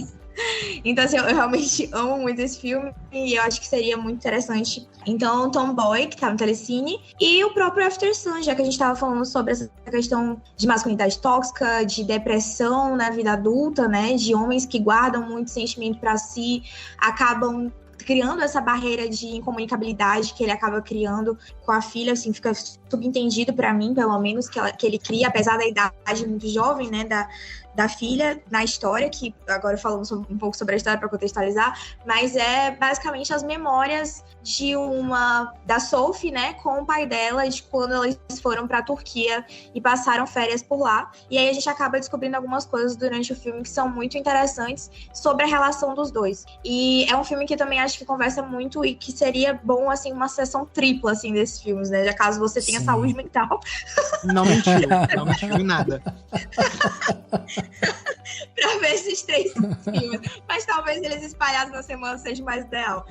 Então, o FT Sun tá na MUBI, e é um filme que, inclusive, eu tava até discutindo no Cineclube, que eu faço parte antes de vir o podcast, e é um filme que realmente ele tem muita coisa pra falar, assim como Close, e é um filme também muito sensível, então acho que é isso, essas são minhas dicas do Plano Detalhe. Tem uma coisa, Fabi, que eu acho, não sei se você concorda com isso, mas esses filmes, eles têm uma questão que, quando você assiste a segunda vez, a terceira vez e tal, ele parece que vai se revelando, né, pra você. Cada hora você vai assistindo ele, vai tirando uma camadinha a mais, assim, porque ele tem coisas até, às vezes, meio escondidas ali, que você vai falando, caraca, olha como ele construiu isso, como é uma coisa, tipo, profunda, e às vezes, na primeira vez que você vê, ele te dá um impacto, você não sabe direito de onde que veio aquele sentimento, né, e aí você assiste de novo e fala, olha aí, ele construiu isso pra mim, né? Sim, o difícil é conseguir assistir de novo, né, Rafa? Assistir. O difícil é passar por isso de novo. Mas tudo bem. Verdade. Mas perceber isso realmente é muito bom. É verdade, tem toda a razão. Muito bom. Bom, vamos aí, Cecília, você então, o que você trouxe de bom pra gente nesse Plano Detalhe? Lembrando que pode ser qualquer coisa, pode ser livro, pode ser o canal no YouTube, uma receita culinária. Não, então, eu vou ficar no usual, no meu local de conforto aqui, e vou sugerir um filme também. Vou sugerir o filme anterior do Lucas Donte, que é o Girl, que tá na Netflix, que conta a história, vai contar a história de uma menina trans que tá passando por esse momento de transição e é uma bailarina. Então, assim, tem toda essa questão de estar lidando com o corpo, dessa questão da adequação, da passabilidade, do lugar do corpo ali enquanto bailarina, da questão de estar trabalhando esse corpo, da questão das roupas, de se encontrar nesse lugar, de fazer a transição. Então, assim, é um filme muito delicado. Ele eu acho espetacular, assim. Também é uma menina de 15 anos, eu acho que ela tem 15 ou 16 anos, não me lembro exatamente a idade, mas também é um filme bem potente, assim, e bem marcante. Fica aí a minha dica, mais um filme do Lucas Donte, e acho que é um cineasta que a gente merece ver e conhecer por essa delicadeza e por essa atenção que ele dá a esses detalhes, pelo jeito que ele conta a história, assim, acho que ele é um cara que é muito delicado, muito sensível e muito atento a esses temas e a essa questão mesmo dessa sociedade que é completamente despreparada, né? Sim, exato. E completamente hostil, né? Então, assim, fica aí a minha dica. Muito boa dica e super acessível. Agora, sabe, Cecília, que eu tava vendo sobre o Lucas Donte e ele tem 31 anos, Cecília, pelo amor de Deus. É bizarro. É muito da bizarro. Minha filha mais velha, gente. Caraca, eu fiquei muito impressionado com isso. Como esse cara é muito sensível, assim. Eu tive ela, eu era bem novinha, tá, gente? Só pra ressaltar. Né? Vamos deixar claro. Muito bom, tá aí então, ó. Lembrando vocês, ouvintes, né, que tudo que a gente tá falando aqui vai ter link no post, então você entra no post desse podcast e vai estar lá listado Fabinho indicou filme, Cecília indicou filme, e agora o Edu, né, o Edu vai trazer... O que você vai trazer pra gente, hein, Edu? Já tô com a caneta postos aqui. Vou trazer entretenimento barato pra você. Vamos lá. Que são 2 dicas aí do Paramount Plus, né? Hoje não vai ser Netflix, não vai ser Apple TV Plus, vai ser Paramount Plus, que eu assinei, né, menina? Aí agora eu tô assistindo as coisas tudo lá. Mas assinei principalmente por causa dessa primeira indicação, que é Rabbit Hole, né? A nova série, protagonizada pelo Kiefer Sutherland, né? Que eu sou uma putinha de 24 horas, é uma das minhas séries favoritas da vida. Então, tudo que o Kiefer Sutherland faz, eu assisto, inclusive Designated Survivor. Mas, aqui, ele está como um cara que faz especulação, né? Ele trabalha ele tem uma empresa que faz especulação para mover preços de bolsa de valores e coisas desse tipo. Então ele tem uma equipe que trabalha com ele. Ele é um cara que está sendo investigado pelo FBI muito de perto. Ele não usa celular, ele não usa nenhum tipo de tecnologia, não usa cartão, porque ele é esse cara que está metido com gente perigosa. Tudo vem abaixo quando ele tá fazendo um trabalho para um antigo amigo dele e ele se vê no meio de uma conspiração, sendo acusado de assassinar uma pessoa do Tesouro Americano, de explodir os próprios funcionários. Então, Caraca. Ele se vê no meio dessa conspiração e ele tem que tentar entender o que está acontecendo, né, para poder limpar o seu próprio nome. Só que é uma série com muitas reviravoltas, né? São só 8 episódios nessa primeira temporada, né? Ela tá saindo semanalmente. Essa semana saiu o episódio 6, né? Então só faltam mais 2 episódios. Toda segunda-feira sai um episódio. Diferença de um dia só pros Estados Unidos. Mas é uma série movimentada. De ação, movimentada. Bastante coisa acontecendo. Tem o Tywin Lannister também na série, né? Também tá aí. Então... É uma série como muito... Tywin Lannister, né? Mas é tipo Tywin Lannister. É, porque ele faz sempre um personagem muito parecido. Exatamente. Né? Assim como o Kiefer Sutherland sempre faz o Jack Bauer. Então, exato. Tá tudo certo. Até me surpreendeu quando você falou que ele não usa celular. Eu falei, meu Deus, o que ele vai fazer? Mas ele fala, drop your weapon, né? Give me a name. Então, tudo, se você gosta de 24 horas, tá tudo lá. E a outra série também é do Paramount Plus, né? Ela, diferente do Rabbit Hole, que sai às segundas-feiras, ela sai todas as sextas-feiras, um episódio por semana também, vão ser 10, que é Grease, Rise of the Pink Ladies, né? Prequel do Grease, né, do filme. Ela mostra a escola do filme, né? 4 anos antes da história do filme. E a gente vai ver como é que surgiu essa gangue, né, das Pink Ladies. Então a gente tem ali as ancestrais da Rizzo, da French, né? E eu fui com muito receio de ver essa série, né? Eu não tinha visto trailer, não tinha visto nada. Mas eu amei, né? Já tem 4 episódios. Eu amei muito, muito mesmo. Os números musicais são excelentes, o elenco...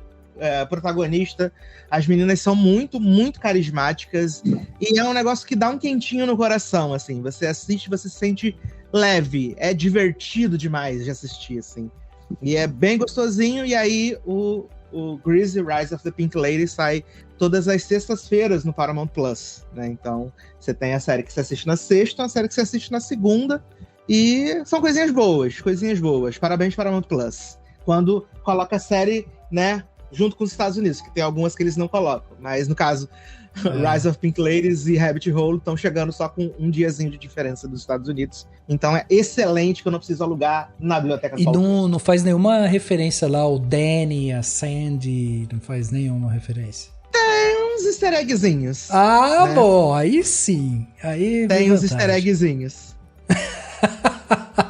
Tem os easter eggs. E os números musicais, as músicas originais são ótimas, já tem no Spotify, na Apple Music, já tem a trilha dos episódios, e é pra você ficar ouvindo, é maravilhoso, gente. Boa, muito boa, bom. Tá aí, 2 séries então. E pra fechar aqui o plano detalhe, eu trouxe um livro que eu acabei de ler agora, faz pouquíssimo tempo, e assim, eu gostei muito dele, o final principalmente, de você também chorar. E um livro bem emocionante, chama Flores de Algernon. É um livro que conta a história de um cara que ele tem algum tipo de problema mental, assim, ele tem uma mentalidade de uma criança de 6 anos, e daí ele tenta se enquadrar, né, dentro da sociedade, mas sofre muito com isso, e daí ele resolve fazer um experimento, participar de um experimento, ser o primeiro ser humano a participar de um experimento, que eles fazem uma cirurgia no cérebro e ajudam a pessoa a ficar inteligente. É dessa forma, inclusive, que ele se autorrefere, assim, porque a hora que eu ficar inteligente, e tal. Então é meio que isso. E aí ele faz essa cirurgia, e o livro, ele é os diários dele, porque quando ele vai fazer a cirurgia, um psicólogo lá vira pra ele e fala, você tem que começar a escrever diário pra gente ir vendo como você tá se sentindo, quais são as suas impressões e tal. E é interessante que os primeiros capítulos do livro é ele escrevendo, e como ele é uma criança, ele escreve tudo errado. Então você tá lendo ali, ele escrevendo tudo errado, ele troca a letra, coloca espaço onde não tem, e vírgula e tal, vai escrevendo tudo errado. E aí você vai vendo essa escrita ir mudando ao longo do tempo. Aí ele começa a entender que ele tem que escrever de um jeito certo, aí ele começa a reparar que ele precisa colocar vírgula, aí tem um capítulo que quando ele aprende a colocar vírgula, o texto dele tem vírgula em tudo, a cada palavra tem uma vírgula, sabe assim? Que maneiro! E aí é legal, assim, que ele vai aprendendo e tal, então você vai vendo o desenvolvimento desse cara, e enfim, é muito legal, assim, por conta disso, você cria uma intimidade com o personagem muito, muito bacana, assim, porque você tá acompanhando esse desenvolver dele. E é um livro muito bonito, assim, fala muito também sobre preconceitos, sobre as nossas visões.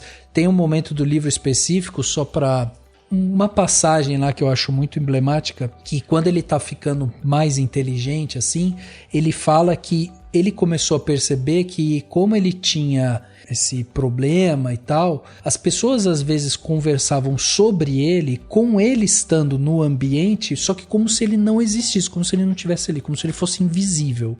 E aí ele fala que em alguns momentos ele começa a recordar disso. Então, tipo, às vezes estavam falando dele, só que como ele estava entretido brincando com alguma coisa e tal, ele não reparava o que estavam falando dele. Só que daí ele vai retomando algumas lembranças que ele fala, cara, os caras falavam de mim, tiravam sarro de mim e tal, e eu na época não percebia nada disso. E é muito legal de você ver isso, assim, tipo, como ele vai criando essa intimidade, sabe, com os outros, e como ele vai reconstruindo algumas relações e tal, enfim. Flores para Algernon é um livro curto, assim, tem umas 250, 300 páginas, e tá aí para ser lido, tem na Amazon, tem o livro físico, tem para Kindle, tem para tudo. Então vai lá, procura, que vale muito a pena.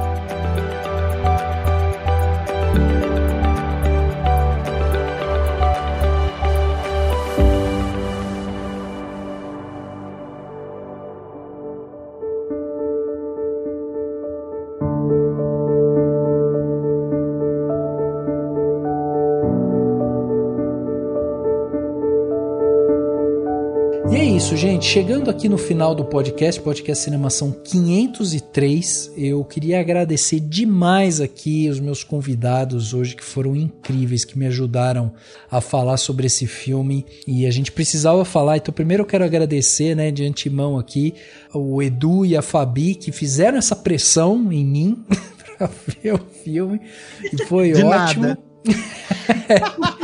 Se não fossem vocês, olha... e esse filme entrou ali pra mim um dos favoritos realmente de 2022. Tava, ó... Rafael foi assediadíssimo, mandava mensagem no WhatsApp. Falei, você já assistiu o filme, Rafael?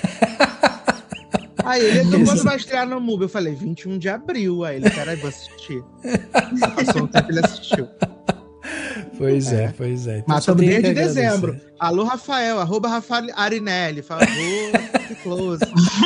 Vamos gravar, precisa gravar. Melhor campanha. Precisa gravar, é isso mesmo. E ó, é um filme necessário, realmente. Então eu queria agradecer. Fabi, queria agradecer aqui sua presença em mais um podcast. Muito obrigado por você ter doado o seu tempo, vindo aqui, conversado com a gente sobre esse filme. Obrigado pela pressão também. E passa todas as suas redes sociais, sites, onde que as pessoas te encontram e acompanham o seu trabalho. Então, Rafa, primeiro eu quero agradecer pelo convite. Eu amo participar do podcast. Pode me convidar, convide sempre. Que provavelmente eu vou participar, vou estar sempre disponível para participar, porque é sempre uma conversa muito legal. Tá com o Edu também, conhecer a Cecília, foi muito bacana. E a conversa, né, foi muito legal. Foi realmente, assim, a gente precisava falar sobre esse filme. Eu acho que todo mundo, quando assiste, a primeira coisa que quer é falar sobre esse filme, né, quer discutir esse filme de alguma forma. Que tirar isso, assim, de si e falar pros outros. Então, é sempre muito legal. E as pessoas podem me encontrar no Instagram, @cinemafilia, no Twitter, @FabianaLR_. Aí o Letterboxd tá lá no link na bio. E os meus textos estão lá na coluna de Cinemação, né? Há mais de um ano que eu tô escrevendo todos os meses, todo mês. Então, assim, às vezes tem 2 textos por mês, às vezes tem 1 texto por mês, mas tá sempre por lá. E eu também escrevo pra Revista Singular, que é uma revista independente de cinema. E é isso. Basicamente, essas são as minhas redes sociais hoje. O Twitter é a que eu tô usando mais. Boa. Vai lá, procura a Fabi, porque tem uns fios que ela faz também que são muito bons, viu? Só vou falar isso. Procura pra vocês verem. Obrigada. Muito bom. Eduzinho, obrigado também pela sua participação aqui com a gente. Mais um podcast gravado. Segue com o seu reinado de participações aqui.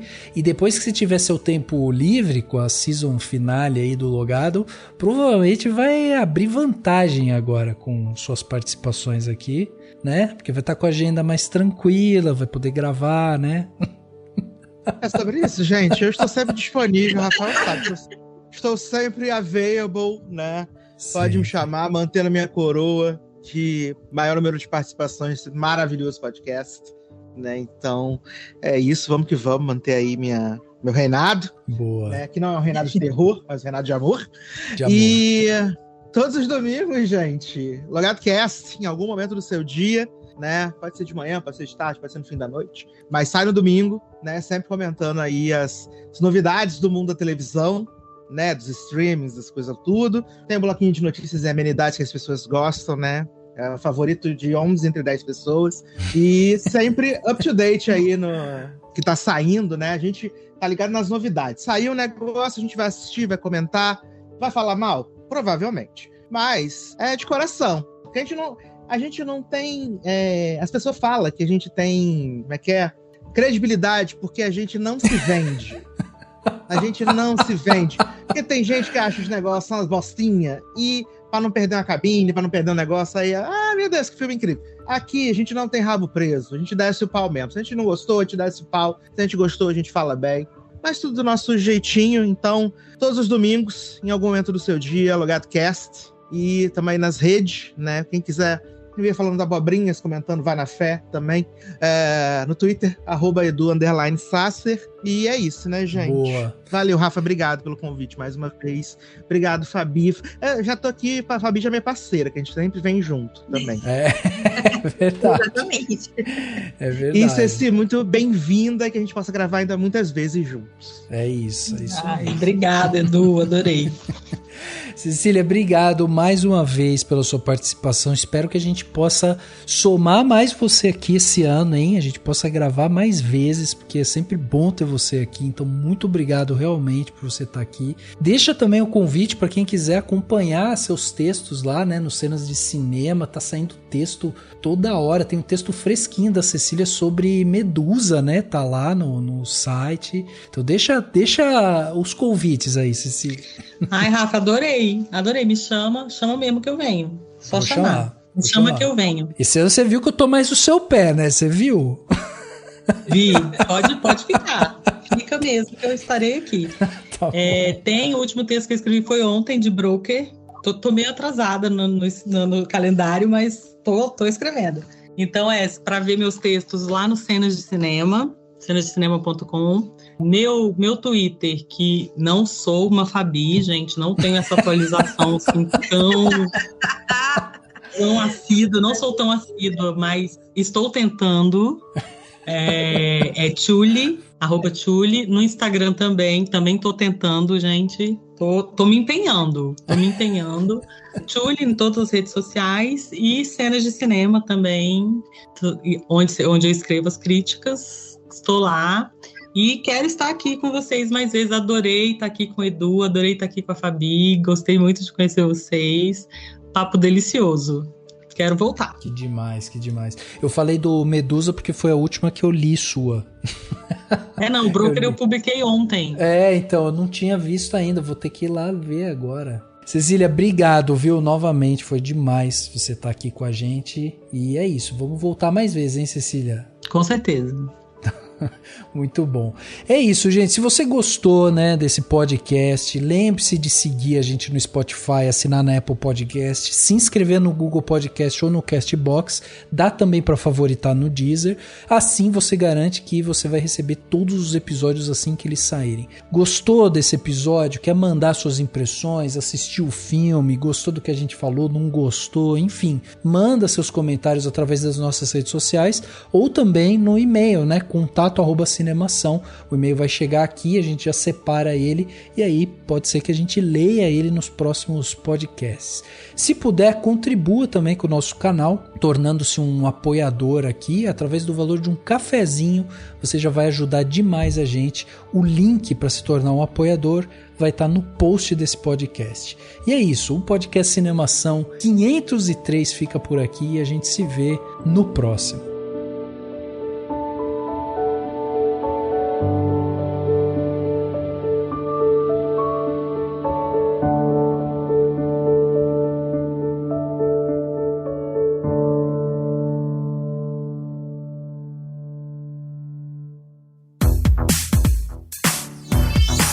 Esse podcast foi editado pela Isso Aí Design.